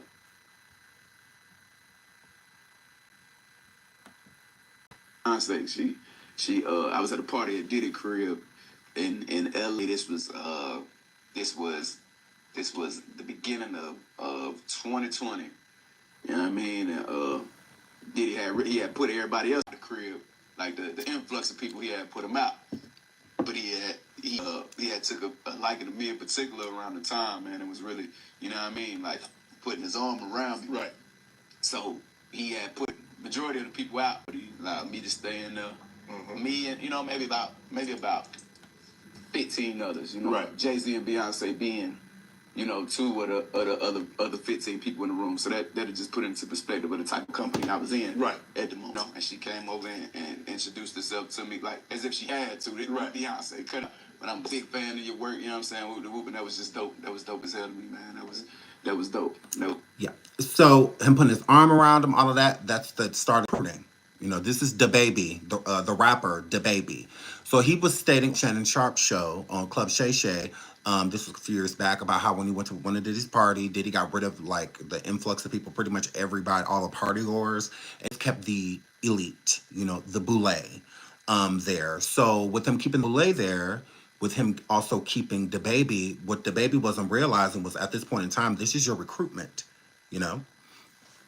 This is your recruitment. This is him bringing you in, showing you the upper echelon, having you introduced to the echelon, the Jay-Z's, the Beyoncé's, people like that, showing him this world, that he can invite him into, and it's, that's the only will that you have. The will is whether you're going to join or not, because he will let you do that materially, right? But if you don't willfully join, they will find other ways to bring you in. Whether you like it or not, they will get you one way or another. Prefer that you just come to them willingly. That's what they would prefer. So when he links in with these people, Diddy also gives them to others. So think back to Michael Rubin's white parties and whatnot, and in the parties that he throws in the Hamptons. You saw rappers that like Meek Mill. And all. It's like, why would Meek Mill be at a Michael Rubin party? Why is Meek Mill at an openly gay man's party? And multiple parties. Why is he on the tennis court doing, 50 to 100 bunny hops? Because he had lost. So these white men are sitting here laughing at this black man jumping up and down doing bunny hops because he lost a game. What else are you doing? If you're willing to sit here and humiliate yourself on camera by doing bunny hops at a house, because that wasn't a party. At that point in time, he was just over there. He was just over there. There was no party. That wasn't a party. The bunny hopping, they were playing tennis. When you play tennis and stuff, you get sweaty. Who plays tennis during a party? Who does that? Yeah, he was just over there chilling. Why? You can't keep hanging with all of these gay people and expecting people not to think something.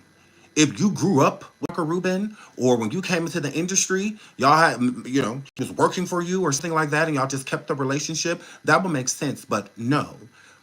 He met Michael Rubin through Diddy. Michael Rubin has been at Diddy parties. Where you think he get the idea of throwing them?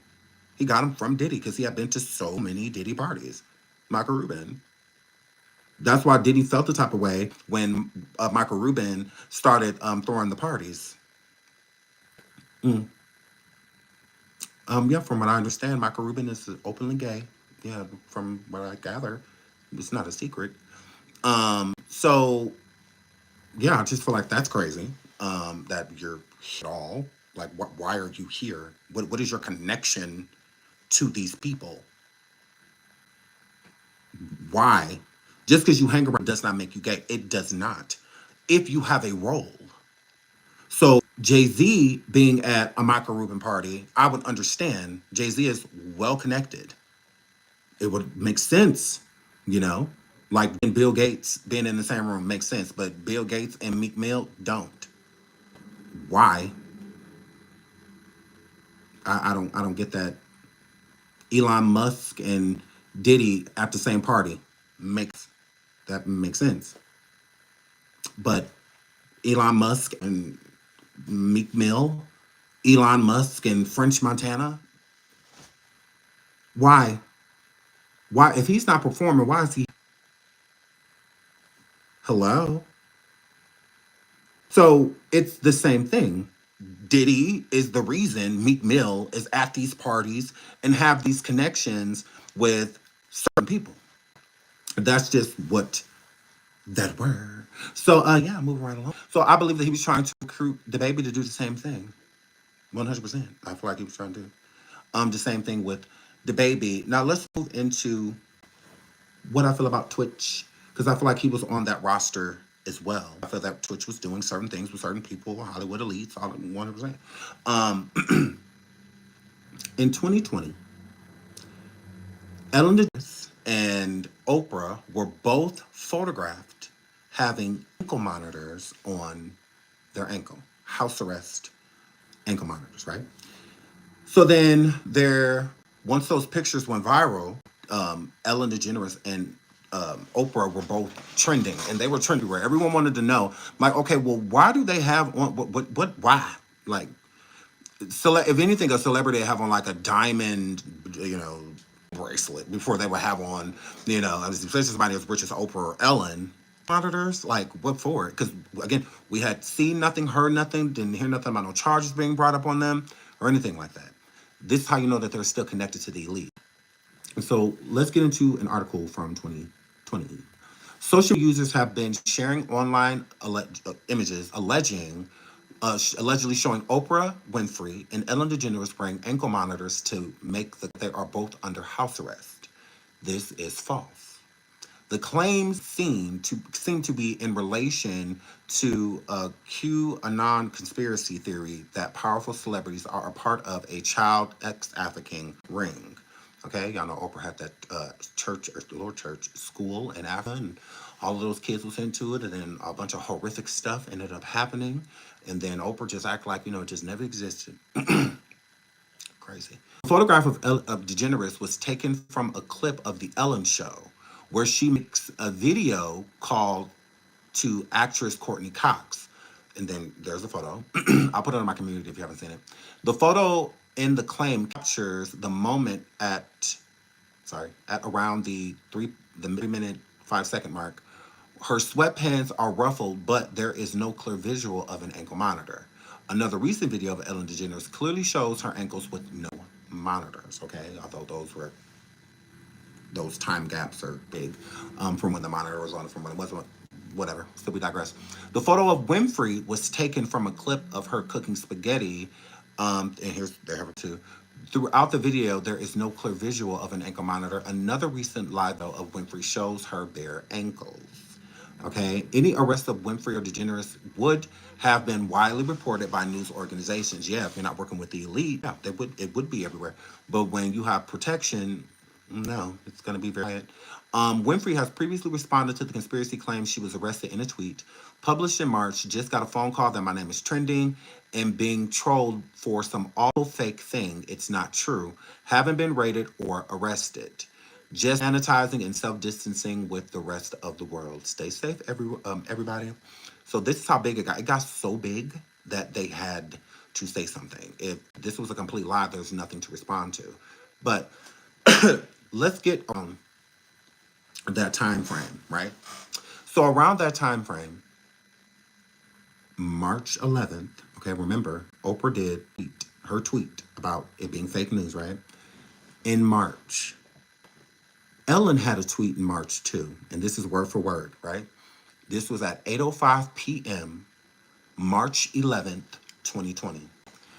Ellen says, I have some news. For now, I will be shooting my show with no studio audience. To everyone who was looking forward to coming, I'm so sorry, but I'm doing this for the health of my fans, my staff and crew. It has nothing to do with a warrant for my arrest in the state of Florida.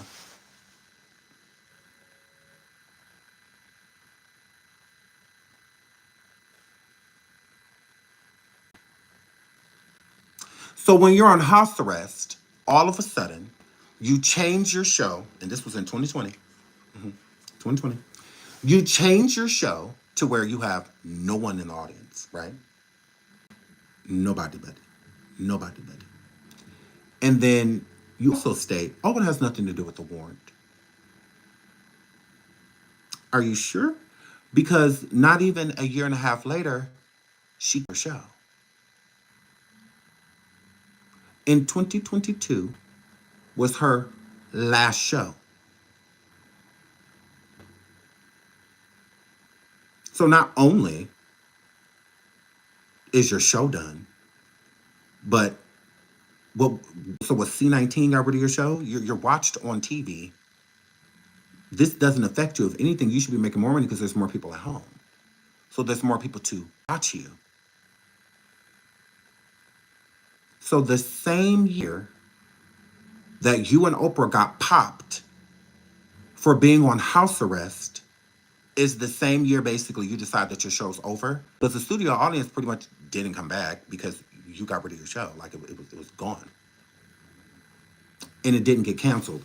What happened was her and Oprah were being charged with the crimes that the elite was charging them with. And to remove the humiliation, like they're doing, whatever they did, they abided and listened and obeyed to the elite. So they were still allegedly charged behind the scenes for this ring of African that was allegedly going down. John Podesta, Hillary Clinton, there's a lot of people involved, allegedly. So you were allegedly one of the people involved too. Not only you, Oprah, and allegedly Twitch. Twitch as well. Twitch was allegedly of the recruiters. Twitch had a very friendly, kid and family friendly type of image. He was working with other networks, including like Nickelodeon. When he was guest spotting as as like a dancer on shows and all of that. I'm just saying. Hold on, there's more. Hold on. Let me type this in real quick so I can add this piece of tea in there too. I just like to do it with receipts instead of just Um,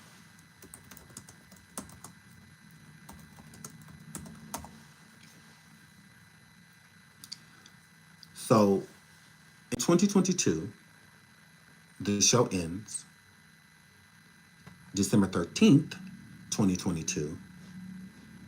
Twitch takes his own life.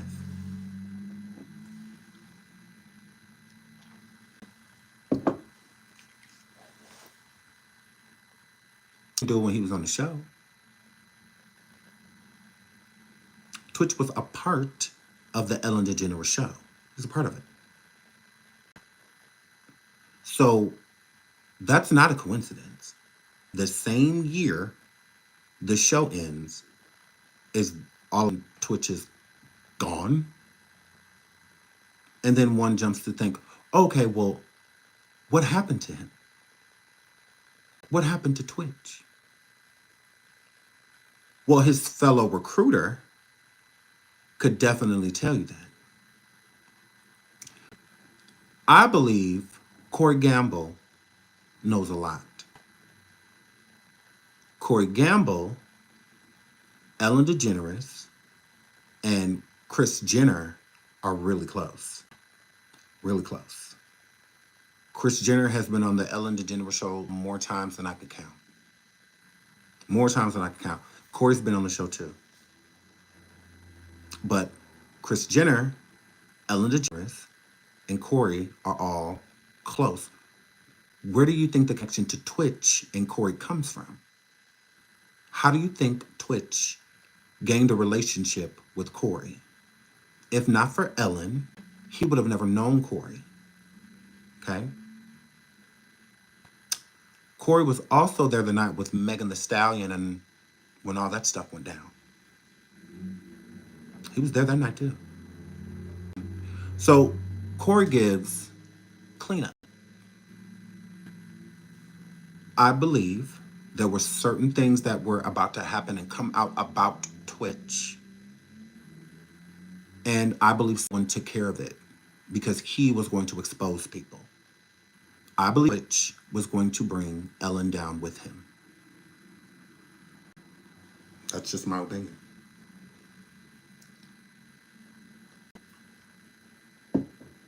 I believe Twitch was not going down alone. he knew it was some things going down. Again, Ellen was on house arrest. You got Oprah on house arrest. I believe Hillary Clinton was at the time too. I believe Hillary was on there too. We just didn't see her. We didn't see her. Oh no. Someone made me this cup a long time ago. Shout out to Smoke Break. Shout out to Smoke Break. Love Smoke Break. She always wanted to send me something, so she made the cup and sent it to me. Absolutely. So yeah. So I believe Hillary was on house arrest at that time too. We just didn't see her. Bill. All of them were being the elite were all being reprimanded silently. They're still a part of the elite. The Bill Clintons, all that. He was on the Epstein list. He visited Epstein Island times. Umpteen times. He visited so many. It's like he damn near lived there. He damn near lived there. And these people know what's going on. So don't think Jay-Z and Beyonce are being quiet right now because they don't want any involvement. They are involved. Shout out to over the 2,000 people in the building. Please continue to like. We're on the fast track to 1,500 likes so we can keep tapping that like, double tap. If you've already liked the video, thank you so much. But having over 2,000 people in the building, it's a couple people that ain't tapped that like. So if you could please hit that like for me, I would really appreciate it. So yeah, I mean, and again, hold on. Let me play this clip one more time. Rapper. I just pay attention to stuff. That's all. Because, I mean, they be correlating. Rapper DaBaby, he says this. Let's listen to this one more time. I say I was at a party at Diddy crib in LA. This was the beginning of 2020. You know what I mean? And Diddy had put everybody else out the crib.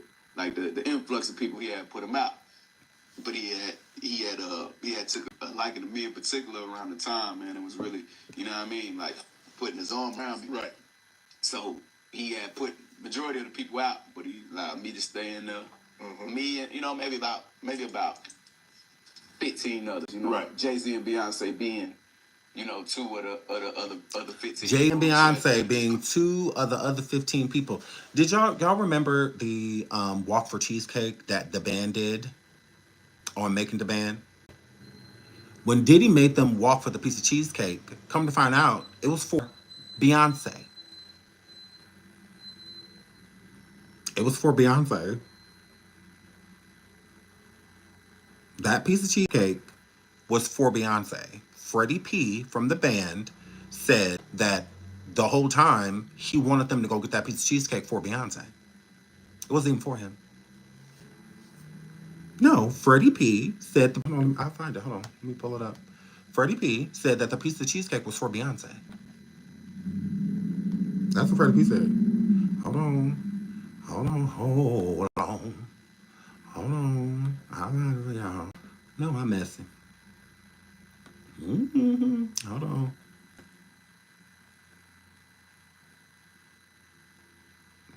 Where is it?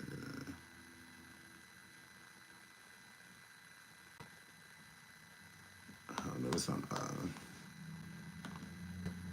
Is it on Hollywood Unlocked? No, it's not Hollywood Unlocked. But I watched the full interview, and I heard him say it. He said that the piece of cheesecake was for Beyonce. I said, oh, wow.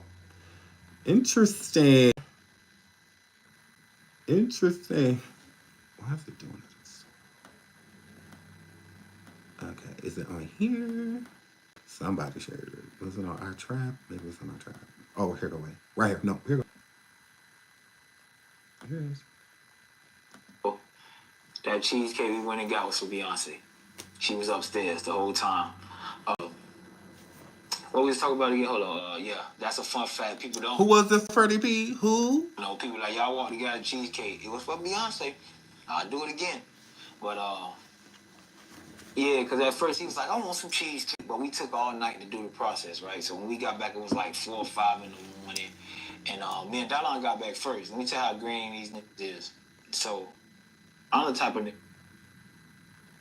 I listen to everything he says as if it's a contract. So if you say, walk to the store, or walk to give me some cheesecake, I'll walk to get you some cheesecake. But I'm not walking back. That's just what me and Dallon did.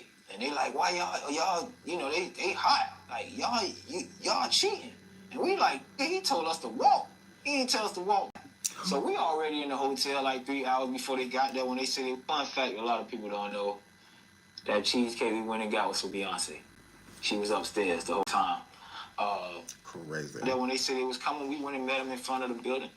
And you know, the first thing I said out of his mouth, he said, we got the cheesecake. He was like, I want that shit upstairs for Beyonce.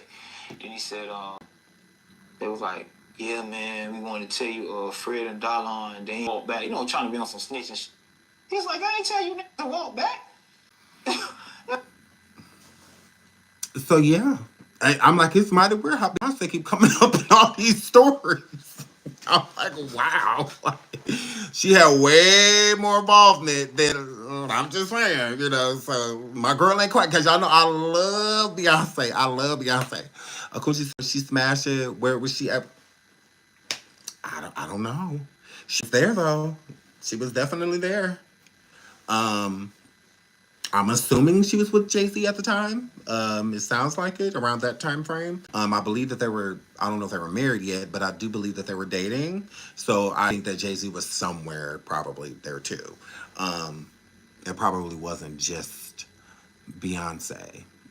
So, girl, la, la, la, la, la, la, la, la. So yeah, they went and got cheesecake for Beyonce.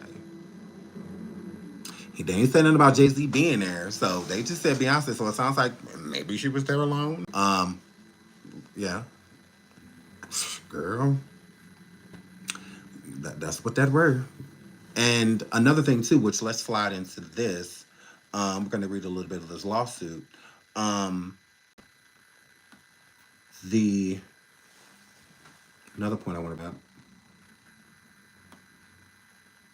with these lawsuits, from what I've seen, and one thing that they all have in common is the Daddy's House Record Inc.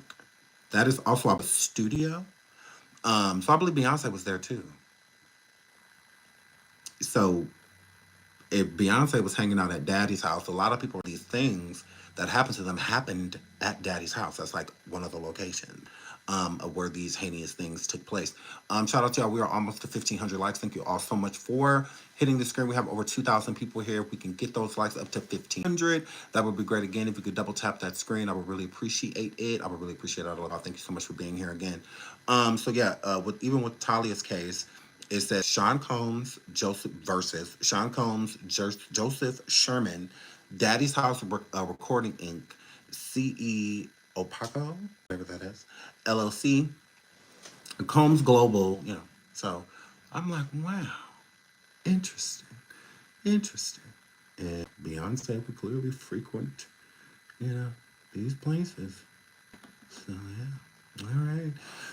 So let's get into this lawsuit. Whoa. So introduction. In or around the summer of 2001, this is Talia Graves' lawsuit against Diddy. This was just entered into the court system. So like the other day before yesterday. So in or around the summer of 2000, plaintiff's life was violently knocked off course when defendants Sean Combs and Joseph Sherman viciously R-worded her at the Bad Boy Records studio in New York City. Now, this is the same studio Beyonce was sitting in when Freddie P and the rest of the band walked to get her a piece of cheesecake. Okay. So now, I love you, Beyonce, but you done been at the scene of the crime a lot, girl. You done been at the scene of the crime a lot, girl. So I'm just saying. You done been to Daddy's House Records yourself, girl. So in New York, that's where the band was filmed. It was filmed in New York. So, yeah. Interesting. Plaintiff was 25 at the time and dating one of Sean Combs' employees. A relationship that Combs exploited to lure plaintiff into meeting him and Sherman alone. Once they successfully Quested plaintiff, Combs and Sherman gave plaintiff a drink likely laced with a drug that eventually caused her briefly to lose consciousness. She woke to find herself bound and restrained.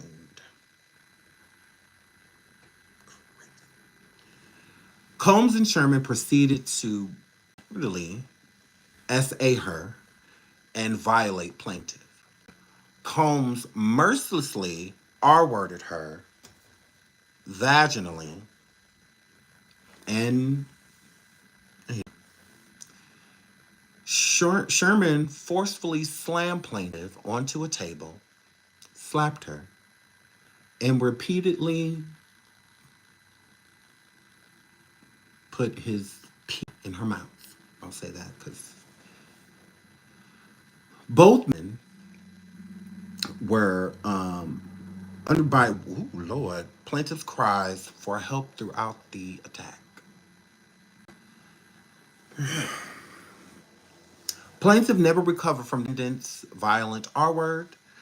She had idle thoughts and ideation and has received extensive psychological treatment because of defendant's attack.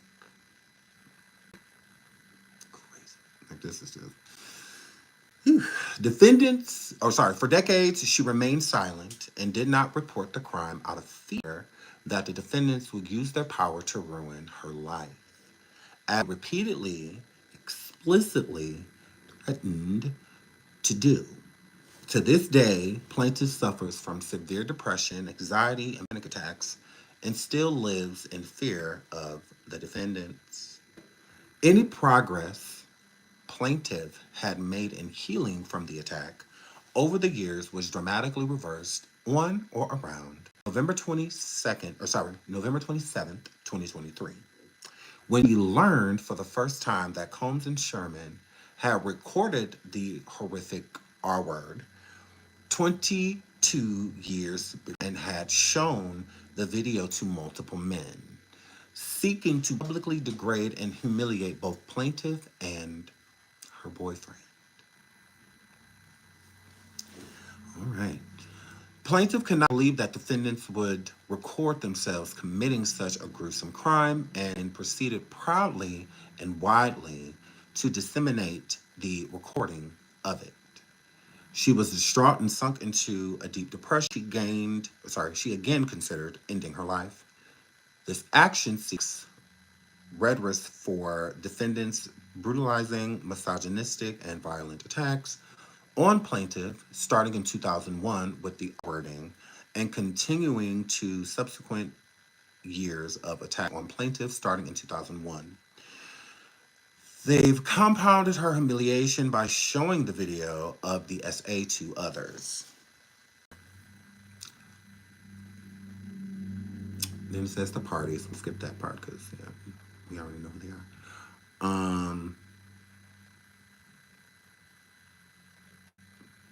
Okay, Bad Boy. Yep, we know all that. He run Bad Boy. We get it.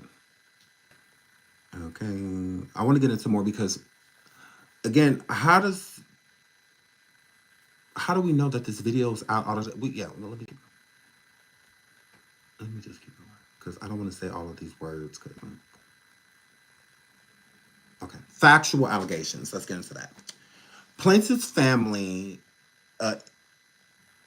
immigrated to New York City when plaintiff was a teenager in connection with her mother's work. Her father, shout out to The Truman Show, says, Sean, these lives are straight facts and art. Thank you so much for the super sticker, The Truman Show. Thank you. I really appreciate it. Thank you so much. Oh, we are at 1,300. Ooh, shout out to y'all. Look at y'all. Y'all is amazing, girl. We are at 1,300 likes. As we're on the fast track to 1,500. Please keep tapping the screen and liking the video if you have not already. So it says, plaintiff family immigrated to New York City when plaintiff was a teenager in connection to her mother's work. Her family untimely settled in Rego Park, Queens, where she completed her education and where she was living when she met Combs. So why do they keep saying in the press conference yesterday, like, where she's from, if it says in the lawsuit that she's from, well, she's not from New York. Her family, came here. Doesn't say where they came from. That's weird. But whatever. Defendant Combs, also known by his stage names Puff Daddy, P. Diddy, I mean, all that brother love, is a prominent rapper, executive producer, and man, he rose to fame. Yeah, we don't care about none of this. Where are the allegations? Where are the allegations?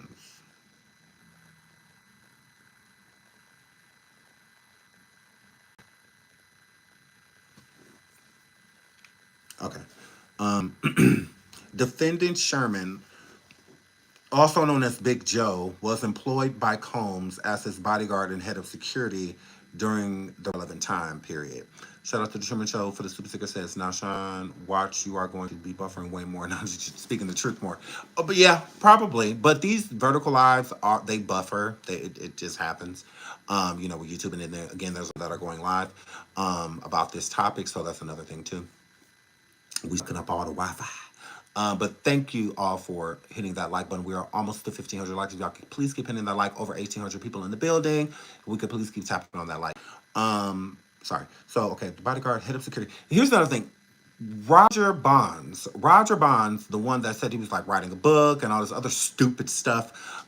He was also the head of security and allowed Diddy to hurt and harm Cassie. So he has a way of making sure that his security guards are, bodyguards are with with all the illegal crap that he does. So that's another thing I want to point out too. Like everybody that has worked for Diddy, like I said yesterday, is suspect. All of y'all are suspect. All of y'all is suspect. Like, I'm side-eyeing all y'all. Like, it just is what it is. I'm side-eyeing everybody. And so, we'll keep going. Sherman is also the founder of Rhymes and Dimes Magazine, Inc., a New York State registered corporation, and though through or in connection with that company, produces and distributes pornography. Okay, so, wow. Interesting. On information and belief, he has often distributed videos of his and his friends S.A. throughout. Oh, now it's starting to make a little bit more sense. It's starting to make a little bit more sense now. Just a little bit. Girl. On information, okay. We saw it.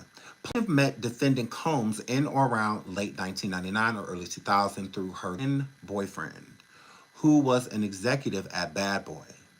In addition to working together, plaintiff's boyfriend and Combs had a close personal relationship.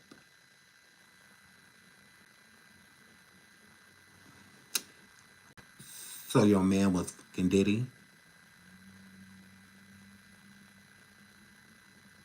So was her man like sleeping with Diddy or what? Because when you work for somebody, you just work with them. Why does everybody he worked with gotta be like personally like close to him? It's weird. Is that why he believes Diddy over you? Yeah. In addition to working together, plaintiff's boyfriend and Combs had a close personal relationship. Plaintiff frequently visited her boyfriend at the Bad Boy studio in New York and attended events hosted by Combs' residences. Over time, plaintiff became familiar with Combs and he knew her about her relationship with her boyfriend. Shout out to Med School says, hi, off topic, what do you think happened to the group B5? Full of young beiges signed to Diddy Love You Sean. I feel like B5 has already said one went down. At that point in time, Diddy had a lot of artists. So I don't believe that you have enough time to do it to everyone. So I do believe some people that were signed to Bad Boy, that nothing happened to them. Nothing. Because I don't feel like Diddy was interested. I really don't feel that way. And that group was, B5 was, unattractive.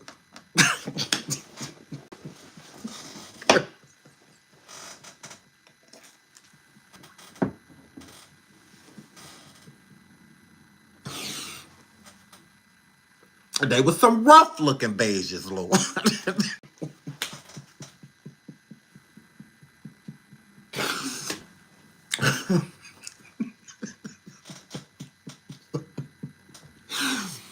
Woo!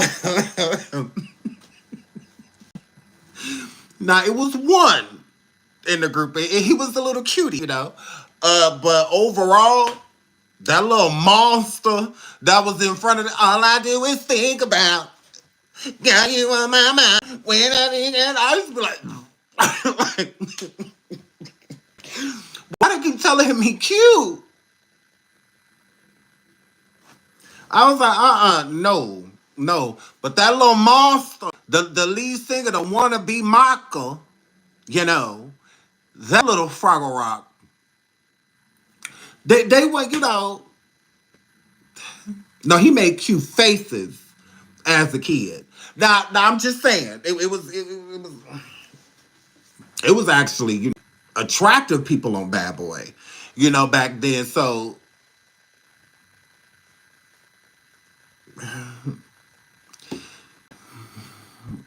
I don't, you know, and they spoke. They was on, shout out to Tasha K. They was on Unwind with Tasha K. And all that on Tasha K Live. And I'm a girl, shout out to my mama. They was over there. They never said like anything like really like happened to them, you know, besides being stolen from. You know, that's just what that were. That's just what they were. But now they're all nice looking young men, you know, all of that stuff. I'm just saying, you know, back then they was a little rough. Yes, they were. Yes, they were. It was a group a rough looking churn. Is what that word. Now the youngest one when he make certain facial expressions, you'd be like, oh, you know, but just like overall, um, so that's just what that were. That's just what they were. But yeah, I mean, just yeah, look, a group of ragamuffins, little piece, little piece of how did y'all get out? Little piece of what are they doing here? You know, what are they doing here? Like they never gave like B2K, you know, or anything like that. B2K got that lady jumping and they was fine. They was cute, you know, and they all older than me. And so, you know, when I came out, they was, you know, I was just like, oh, okay, BCA, period. You know, like all of them, you know, attractive, you know, everybody in the group, you know, even a little fizzle pop, even the beige, you know, Fizz, he's cute, you know, he's cute, big nose, all that. He cute. Fizz was very attractive. Raz B, Omarion, J Boog, always been fine. Omarion always been fine. You know, a Raz, very handsome man. You know, so they were always cute, you know. But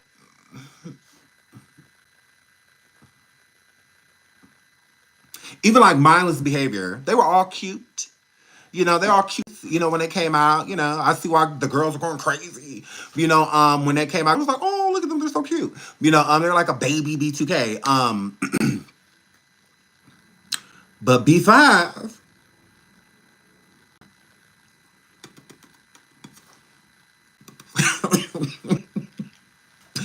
yeah. So yeah, I don't think anything. I mean, unless they say something different. I don't, you know, I don't just put allegations on people. If there's nothing truly like backing why I would have that thought process. But you know, y'all know how the game go. When you hear something about one person, you feel like it happened to everybody. Shout out to Truman. So she says, remember the rabbit hole never stops. Hence they say the rabbit run to avoid people making it up. No has a clean hands. No, I agree. I absolutely agree. Thank you so much for the super sticker. So this is a lot. Okay. Her friend determined. Okay. So in our Rochester, one plaintiff received a call from Combs concerning her boyfriend's employment at Bad Boy. He told her he wanted to meet with her in person to discuss her boyfriend's supposed performance issues. Did she work there? Talia, did you work there?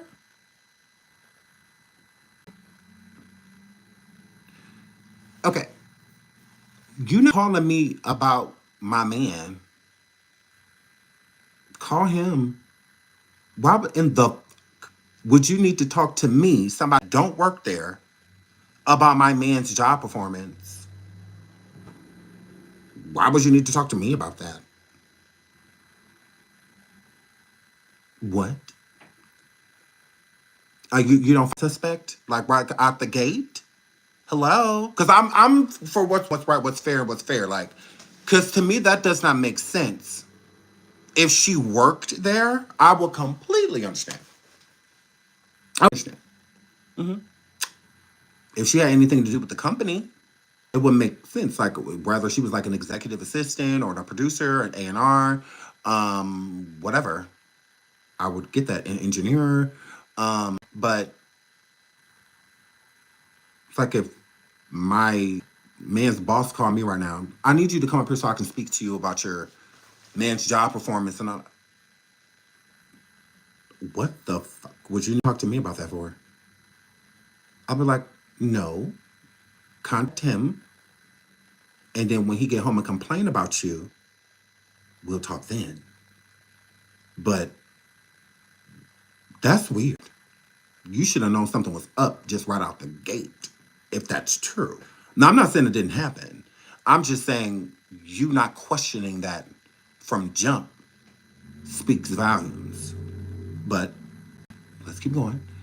That's weird. Her boyfriend was determined to climb up the ladder at Combs' record label, and his romantic partner, and as his romantic partner, was committed to helping him. Plaintiff agreed to meet with Combs. In retrospect, it was evidently a sick and twisted way of him using his ownership of and title at the Bad Boy and its affiliate entities to abuse plaintiff and also show his power and ability to humiliate her boyfriend, his executive.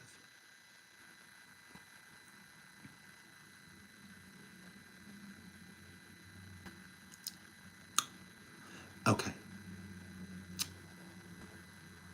Why was he trying to humiliate your boyfriend if they had a good relationship? Personal one, too. Where is this coming from? How does it go from talk about performance to doing this to humiliate the boyfriend?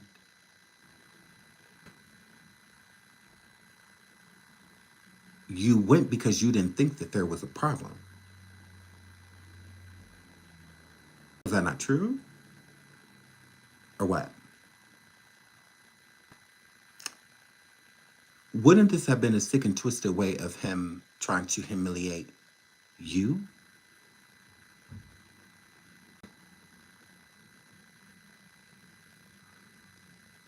Did you take this as an opportunity for you to get in on the up and up with Diddy and it like backfired when you got there? Because that would make more sense, sweetie. This doesn't make.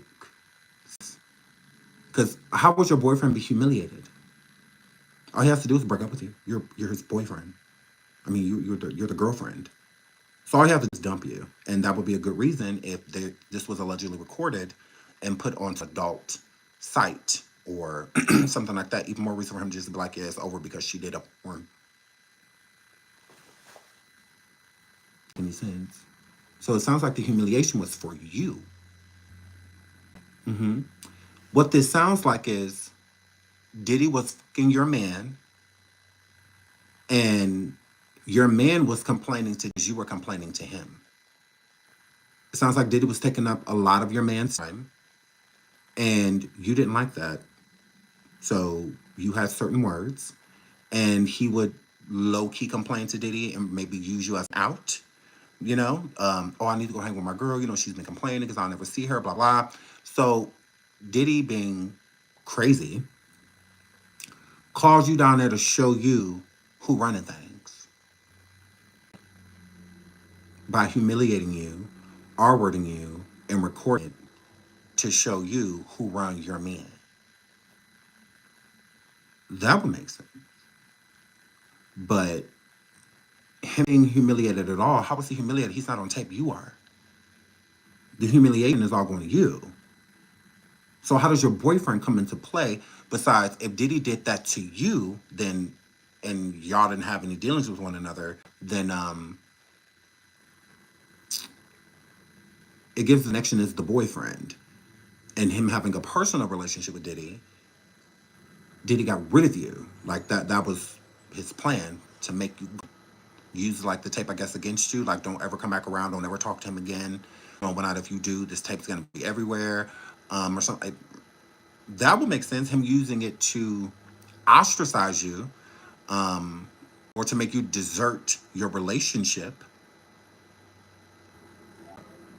But I'm just saying, sweet, that don't make sense. I don't see how it goes from a. Can you come up here so I can talk to you about your man's performance? Although you don't work here, and there's nothing that you could do about it either way, you know. Because to me, he is definitely, it's wrong on all levels. Because if he's telling you to come up there to talk to him about basically like you can come and say man's job, there's something that you're gonna have to do that, right, sweetie? What are you gonna come up there and offer that's gonna save your man's job besides your body?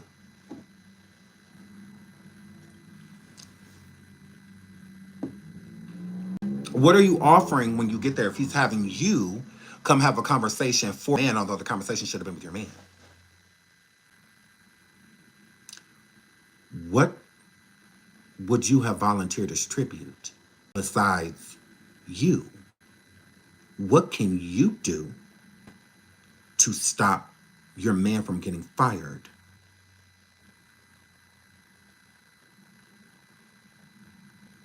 Again, I would have been side-eyeing it immediately. Because my boss called me and said that he needed to talk to me about his job performance and I need to come up there for what? But if I do, if he wants me to come, there are ulterior motives. Like there's something else going on. Because we don't have any reason to talk to each other at all.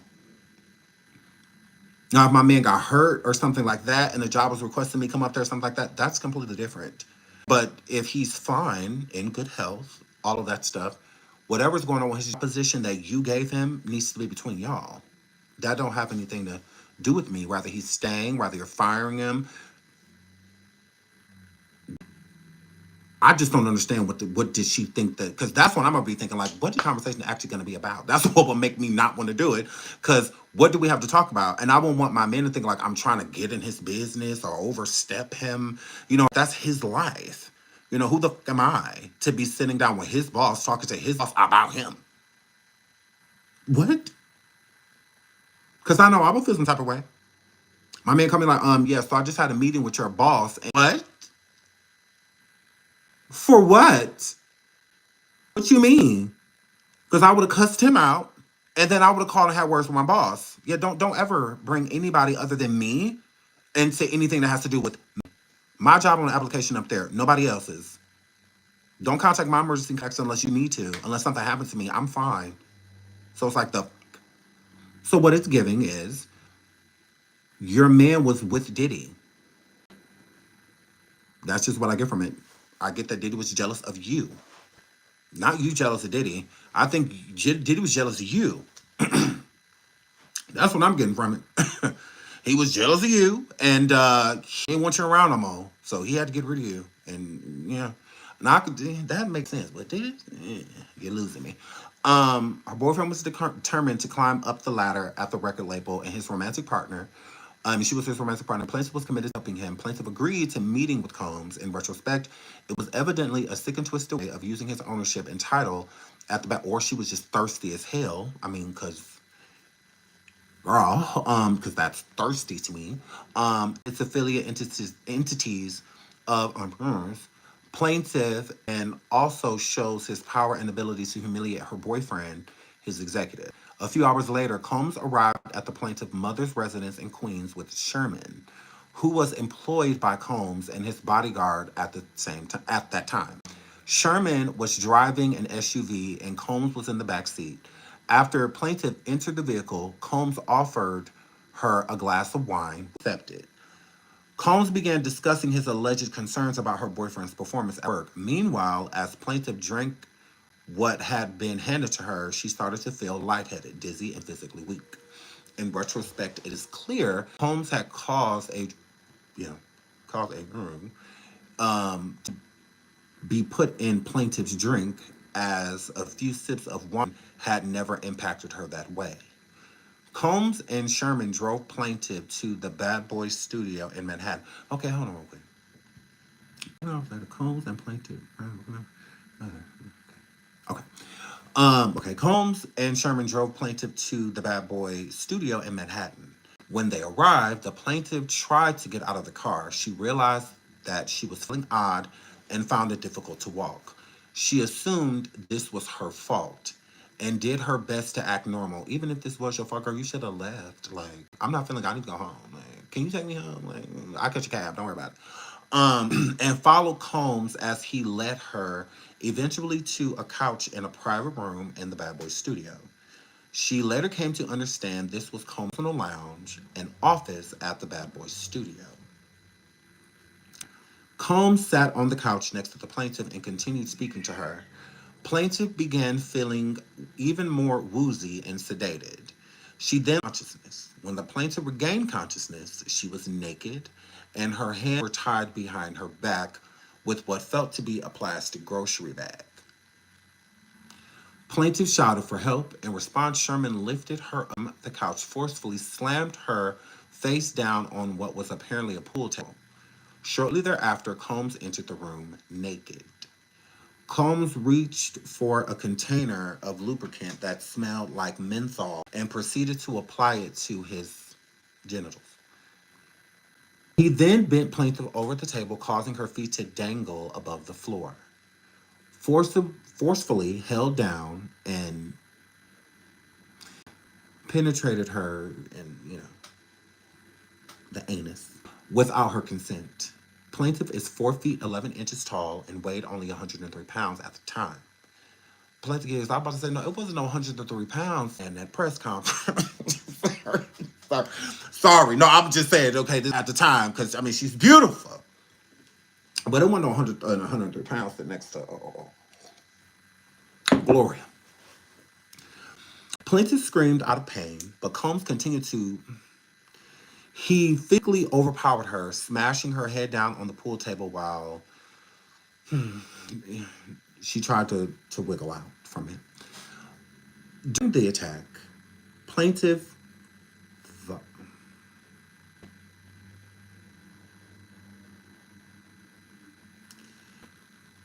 Whew, girl.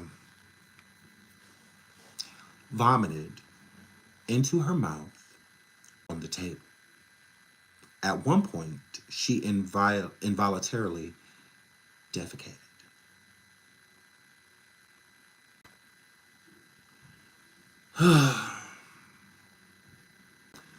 He wiped himself off, applied more lubricant without any acknowledgement of plaintiff's distress. Girl.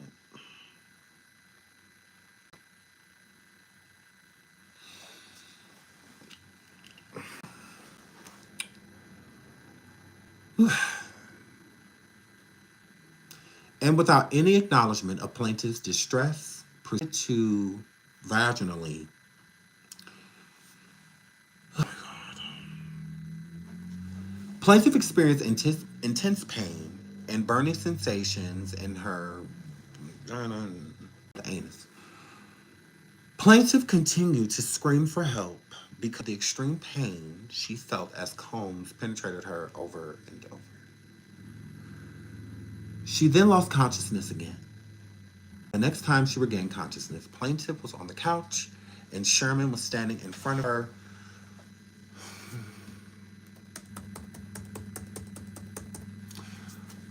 And forcibly inserted his into her mouth. Sherman slapped her yet again and continued to. Plaintiff once again lost consciousness. This is just a lot. This is a lot. Like, I'm not reading all of these words and I'm just not triggering my audience like that. Like, I'm just not. When she next awoke, plaintiff was on the couch and naked and alone in the room. Plaintiff was in severe pain and distress. Her areas were burned. Y'all know what that. Her areas were burned. Okay, we're on the fast track to 1,500 likes, y'all. We are at 1,414. Now, please keep double tapping that screen. Keep double tapping that screen, please, please, please, please. We are almost to 1,500 likes. Thank you all for liking the video.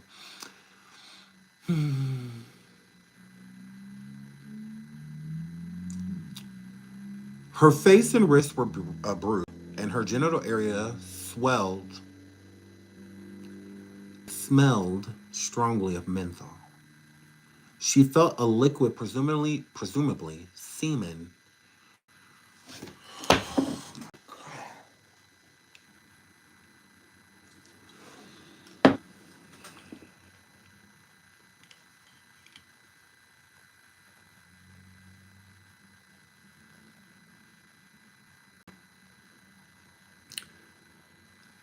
dripping out from inside her. Her dress was thrown over her purse was on the couch next to her, and her bra was on the floor nearby. She did not see her underpants. Terrified that Combs and Sherman would return, quickly got dressed and bolted out of the studio room where she had been R-worded. Still dizzy and weak, plaintiff called a driver that her family regularly hired and knew well. The driver picked her up from outside the Bad Boy studio. She was disheveled, crying uncontrollably and suffering from agonizing pain. The driver drove her to the hospital tried to convince her to report the R word and get an R word kit, but she was unable to leave the car, shaking and crying hysterically, and terrified that Combs would do to her and her family what if she had reported it.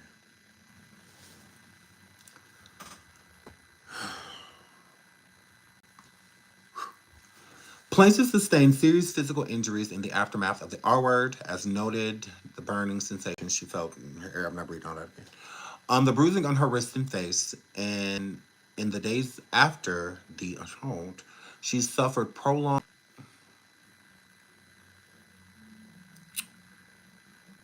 She was bleeding and she had hemorrhoids. I'm just gonna say that. That's enough. Because of Combs' power and notoriety, plaintiff was afraid to report what had happened. She was involved in a contentious divorce and custody battle at the time and feared that reporting the R word would cause her to lose custody of her young child.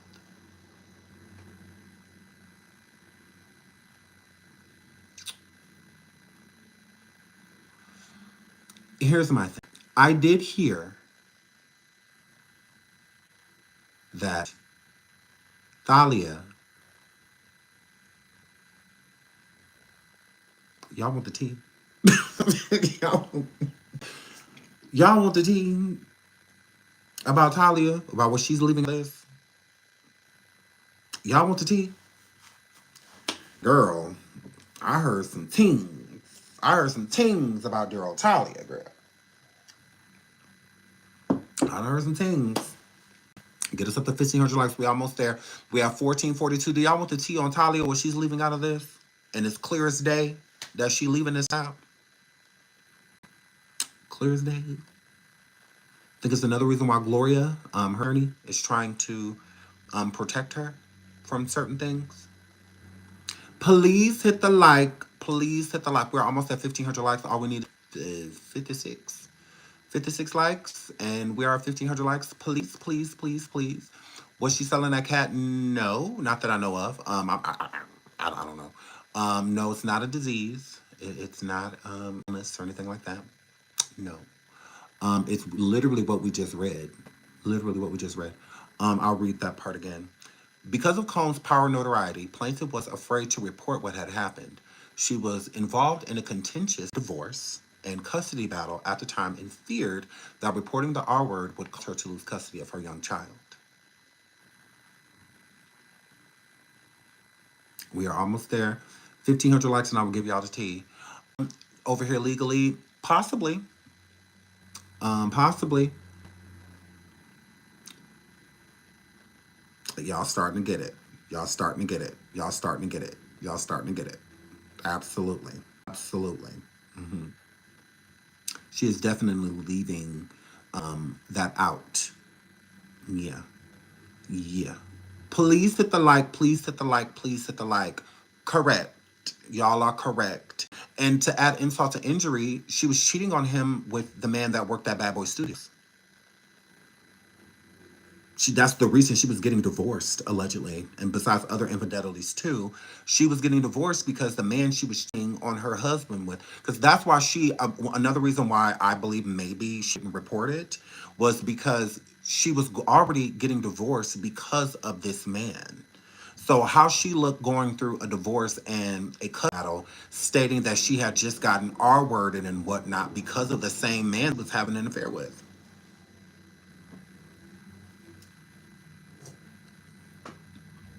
Yeah, he could have. The lawyer could have used that against her. All of the stuff that she's going through and whatnot. How can she, take care of a child if she's going through all of this trauma and stuff? Blah blah blah. For that the child will be safer with the father. You got this crazy scary man, Diddy allegedly, and his bodyguards that may be after her and her family. The child could be in danger. That could have been used against her. So it would have been better for her to say nothing. Shout out to Casey says, do you think anything happened to Lil Bow Wow? He came in the game so young. Absolutely. I've done many videos on that. Please go watch my survivings on Bow Wow, Jermaine Dupri. I've done one on Chris Cross. Yeah, I've done plenty of videos on, yeah, so I absolutely feel like a lot has happened to Bow Wow. But yeah, so I think that now I'm not gonna say like I know for a fact that's, but I mean, imagine you are in the process of cheating on your husband, you're getting divorced, you are already in a serious relationship already in a serious relationship, and in the paper, not even the ink ain't even dry on the paper because you haven't signed the papers yet. So you don't say anything because this is a very scary person, and to hear that you are surrounding yourself with these type of people, why would one not use that in court against her and say that the child is in immediate danger? Why would the child not be? If you danger yourself, if you can't sleep, if you just went through all of this trauma and all of this stuff and you were drugged and all of that, and you went through bad divorce a bad divorce and you're also helping the husband get what he wants, because you're proving infidelity, by being with this man and you're in a serious relationship with him and your divorce is not even over yet. So why wouldn't a judge believe the husband if the husband is stating that you started this relationship before you left the marriage? Most relationships don't just happen overnight, you know. So yeah. She wanted to wait till the child grew up, or she wanted to wait until that he could no longer have custody of the child. Which one? Which one? Wait till the child turns 18, or, because that's what it gives. It gives wait to report this, can't take my kid. That's another reason some people wait until their children hit adulthood, you know, and then go ahead and do it, because then your child's grown. Then you don't have to worry about, a custody battle, or, the father trying. And if the divorce ended badly, it doesn't sound like her ex get along too well. It doesn't sound that way. It doesn't sound like he would be fair in court against her either. It sounds like they went through a battle, like it don't sound like it was good. She had a lot to lose, what it sounds like. It sounds like she was already losing a lot, but it also sounds like she was already on to the next. Because, again, she wasn't even divorced yet, and she's already in a serious relationship. Like, hello? Now, she could say the relationship started after, but if he's accusing you of cheating on him with this same man, so I believe she was keeping her relationship with this man under wraps. She was keeping her relationship a secret, in my opinion. She didn't want her husband to know that she was dealing with the man at all. At all. And his name would have to come up, you know. She can't make it seem like, oh, Diddy randomly met her and invited her to. That didn't happen. The connection was this man that you've been dating, that you said that you're not dating, and you're also going through a divorce right now because your husband feels like you were cheating on him with this same man that you still have no involvement with yet. So, yeah, you know, 100% craziness. So this is heavy, this is a lot. Um, right, yeah, no one's taking away her being violent. It's just tell the truth.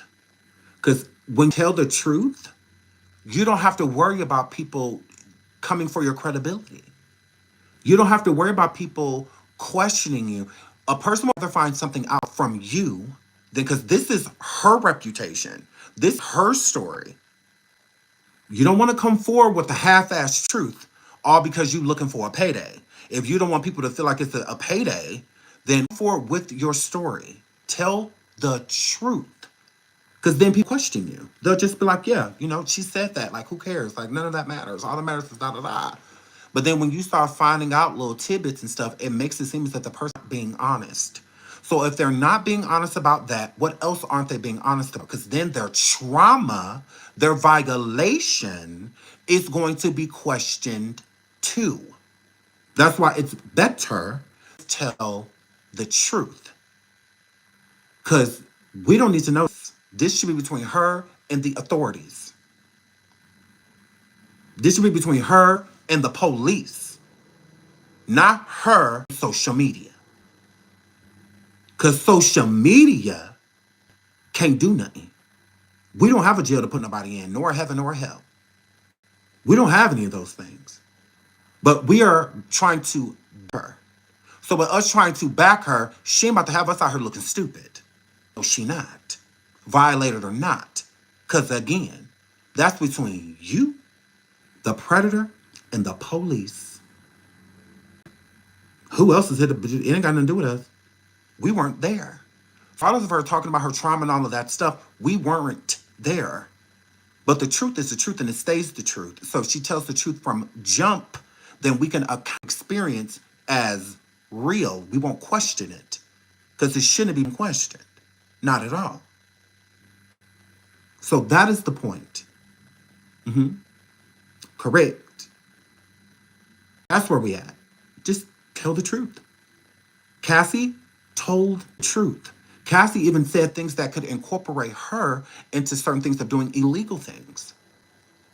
Rather, those FOs were with all adults, some of them minors, but she still told the truth. She didn't say other people was being FO'd and other people were being FO'd. Cassie didn't talk about those. Cassie talked about herself. Cassie told her story, not other people's. And she told her truth. That's not being questioned. That's why. We believed Cassie before the hotel video came out. I did a video almost 3 years before Cassie ever said word. My title of my video is literally, of the surviving, is literally called Sex Kitten. Literally. I said that Cassie was being passed around and that this and that was happening, but I said all of those things before she ever said anything out of her mouth. My investigation tactics were spot on. Damn near. Spot on. So again, Cassie told the truth. Don Richard told the truth. Just be honest. That's all. Dawn said that she was at these parties, that there were underage people there, and she's the truth. She's not excluding those things because she's worried about how it's going to make her look. No, tell the truth. Because how Dawn looks saying what she's saying and don't involve the alleged underage people and stuff that was there, and then somebody else comes forward with the story and they say, hey, Dawn was there and there was underage people, blah, blah, blah. Okay, but why didn't Dawn say that? Why didn't Dawn say it? Now we're questioning her and questioning her credibility. So regardless of her violation, how do we know if they're true if you're not telling the truth? You don't get to tell the truth about the trauma, but lie and finagle your way in on everything else because you may not want people to know that you were an escort, or you may not want people to know that you were da da da da da. No, don't do that. Just leave it alone. Just go to the authorities and try to handle them there. Don't come live to the internet doing press conferences and all of this stuff with half truths when there are so many people that are waiting to back you, that are going to defend you, that are not going to let the internet tear you apart and all of that, because that's what I'll do. I'll help, the situation. I don't believe that she is lying. I just don't think that you should tell half truth. Don't tell a little piece of what's going to make you look good, but you're already a victim. You don't need to victimize yourself, is my thing. You're already a victim. You being violated, you're innocent. No one can take that from you. Doesn't matter what led up to it, how it got there. None of that matters. That's why you should just tell the truth. Because you're a stripper, because you may be an escort or into prostitution, it gives nobody the right to violate you. No one gets you don't get to violate a woman because she's a call girl. Oh well, she's a slut anyway. No. You don't get to violate her because she strips. You don't get to violate her because she barely got any clothes on. You don't get to do that. You don't get to violate her because she's promiscuous and all of that. No. It does not excuse it. It is not okay. So don't tell half truths. That's all. No matter what you were. And I'm not calling her any of those things. No, I'm not saying that at all. But when she was young, if she was, fast and, stuff like that, it does not give anybody the right to violate her, to just do what they want. No. To take her through trauma and all that because she had a short skirt and just a bra at the party. That don't mean that you get to have your way. Oh, well, she already half naked, so it don't matter if she was standing here naked. That don't matter. She could go through this whole party and sleep with everybody here, but when it come to you, when she say no, that's what that means. It don't mean because you slept with everybody else here, or you hooked up with them three, they just ran into you. No, she consented to it. A violation is removing the consent. It don't matter what you're doing at that point in time. You could be in a room with 6 dudes, and if you smashing all 6 dudes, if a 7th one walk in, and you in the process of sleeping with all those people, if that 7th person touch you and you say no, and they keep going, you're violating. Violating. I don't care if she was just sleeping with 6 people. She wanted to. She wanted to. End of story. End of story. I don't care. She could sleep with a football team. But when the coach walk in her room and she says she don't want the coach, she don't want the coach. She don't want him. So, like, that's my thing. Like, it's just tell the truth. That's it. Because either way, still a victim. Don't victimize yourself by trying to clean up your story and dress up your story to make it just seem like, oh my God, I was just like I was just such a girl. I was going through a divorce at the time. That's not making it better. Because if you're going through all of this stuff, custody battles with your child, getting divorced, you shouldn't be around no man, no way. And you were 25. Not like, you 18, 19 going through all of this. You were old enough to know better. You were old to know better. Then maybe that's all you should have been focusing on at that time, was not finding somebody else to take care of you is what it's giving. Okay, well, this rich man, because she was dating a wealthy man. So you go from dating this wealthy man to now you're dating an executive when it said that you were cheating on your, so that's my thing. Don't dial your story up. Tell us the truth. You were 25. You were young. You didn't really know exactly what you was doing. With your first marriage, you had a child within that marriage. The marriage didn't work out. You wanted to be with somebody else. You felt trapped. Whatever. Just tell us your story. You don't have to, don't do that. Because that's not what it was. And then when we find out that that's not what it was, then we're victim shaming. And not. When this victim ought to be ashamed of herself if she's not telling the truth. That's all. Because we don't want to question your trauma and all the stuff you said you went through. And there could be many other people that are going to come forward. We don't want to make them feel like they can't because they feel that they're going to be ridiculed and put down and whatnot because they may have been a video vixen or, or something, whatever, or a stripper or a call girl or something. Now they don't even want to come forward because they see how people doing you. You came forward, told your truth, and they bashing you for it. So why would we come forward and, like that's crazy to me. Because let's keep it real. They're only spotlighting.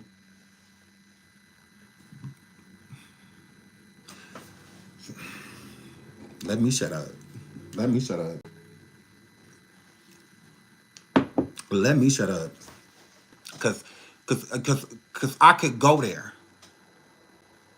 Because they are only, just I was talking about saying it, say it. They're only spotlight the beige or, exotic, if you want to call it, women. There have been 2 melanated black women, a third if you count the woman that got pop out, and their stories are getting no traction, none. But Cassie comes forward, love Cassie down, but with her light skin privilege, and it's everywhere. This woman comes forward with her privilege, and it's everywhere. But then you have Dawn, who has a lawsuit right now, barely being discussed. It's like swept underneath the rug, and whatnot. A young black melanated woman that was G gang by Diddy and them and whatnot. Her been completely thrown the rug. They don't care about it. The woman that went to Howard and did recorded her while unconscious and sent it to Jodeci, the video to Jodeci after he R-worded her on camera, just like this woman's story, and was sent to people and whatnot. Her story.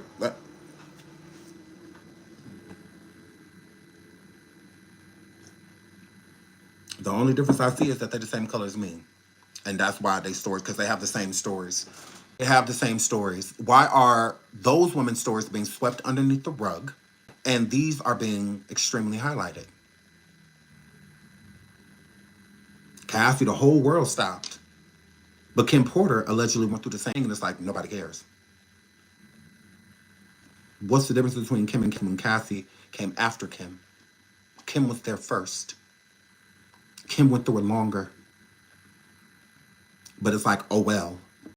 It's not because she passed away, because if she was alive and she came forward, she would bring the same treatment. It would take people like us, content creators like us, to put her story to the forefront, because it would not outweigh Cassie's. No, it would not. Cassie will be the lead witness, all of that. It would not be like, oh my God, no. No. Cassie's story still would have been more, because they look at people that look like Cassie as black women and people. We're not allowed to look innocent. It always has to be cause and effect. Like we did something to cause it. Oh, well, Kim shouldn't have stuck around that long. Kim was there for the money. This. Okay, well, why y'all saying that type of stuff about Cassie? Why is it just, oh, poor Cassie? Although Kim went through the same things and longer, but oh well. Oh well.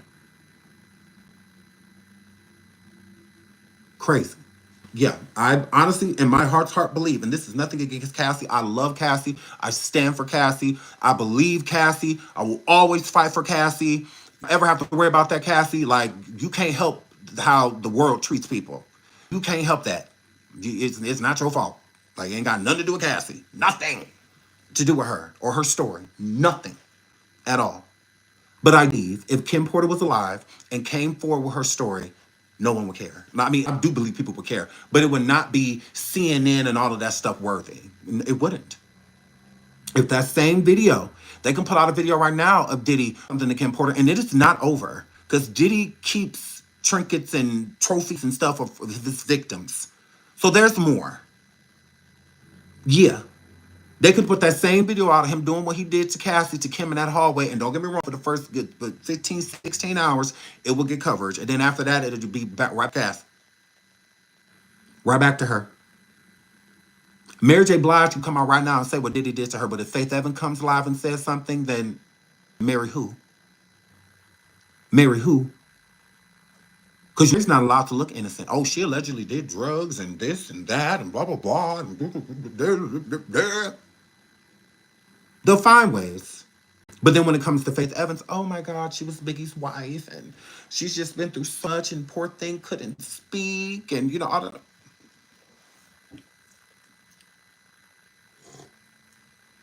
that. She will be allowed to be the face. Because Kim Porter was the most consistent and longest person in Diddy's life besides his mother. There's no way in the world that Cassie went through what she went through and Kim went through nothing. When we see the woman's nose was broken, and it looks like multiple times. I believe that Kim Porter didn't get rhinoplasty to correct her nose because I feel like she wanted people to know. I do.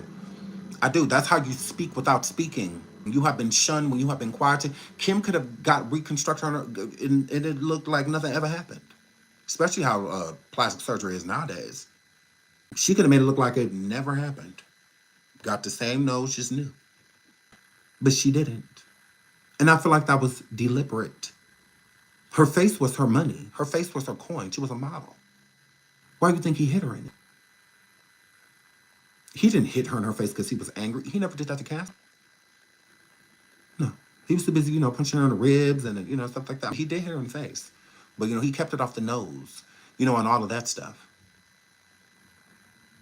But when it came to Kim, he wanted to ruin her. Literally. That's why he broke her nose, all that in her face. Because he knew that was her coin. Just like with Cassie signing her to 10 album deals. He knew that her voice, her dancing, that was her talent. So remove it. Break it down and break her down. Hand them their dream. Take it away. With Kim, she was still modeling and all of that stuff. He was getting her a lot of the jobs just so he can take it away. Fine, she was a model for Sean John, all of that. Yeah, just to take it away. Same thing with Cassie. Yeah. So, shout out to y'all. I have to get here. We'll try to read a little bit more of this when we go live next. I'm going to hop onto Coffee in about 10 minutes. We will be live on Coffee. Okay, I'll put it on my community if you don't know what it is. Come over and join us. It's a really good time. Yeah, so that's what we're going to thank you all for all the super stickers and the super chats and all that good stuff. I love you all so much, but this is my time. I have to go. I stayed 30 minutes longer than I said I would just because we were having a really good conversation. We will be back live in the morning. We'll keep doing these morning lives. I'm going to try to stay as consistent as I can. We're doing these morning lives. Again, my kids are in school, so it's a lot easier for me to go live during the day than it is for me to go when they are home or extracurricular activities. So yeah, so much. Oh my God, thank you so much for joining me. Thank you for all of the likes. We are over 1,500 likes. This is the first live we did with over 1,500 likes. Proud day for the SeanDavieWay. Thank you so much. I love you guys. You guys are amazing. I love you guys. So I will see y'all in the next live. Okay. And again, it was not to offend anybody. I was not trying to be offensive or anything like that.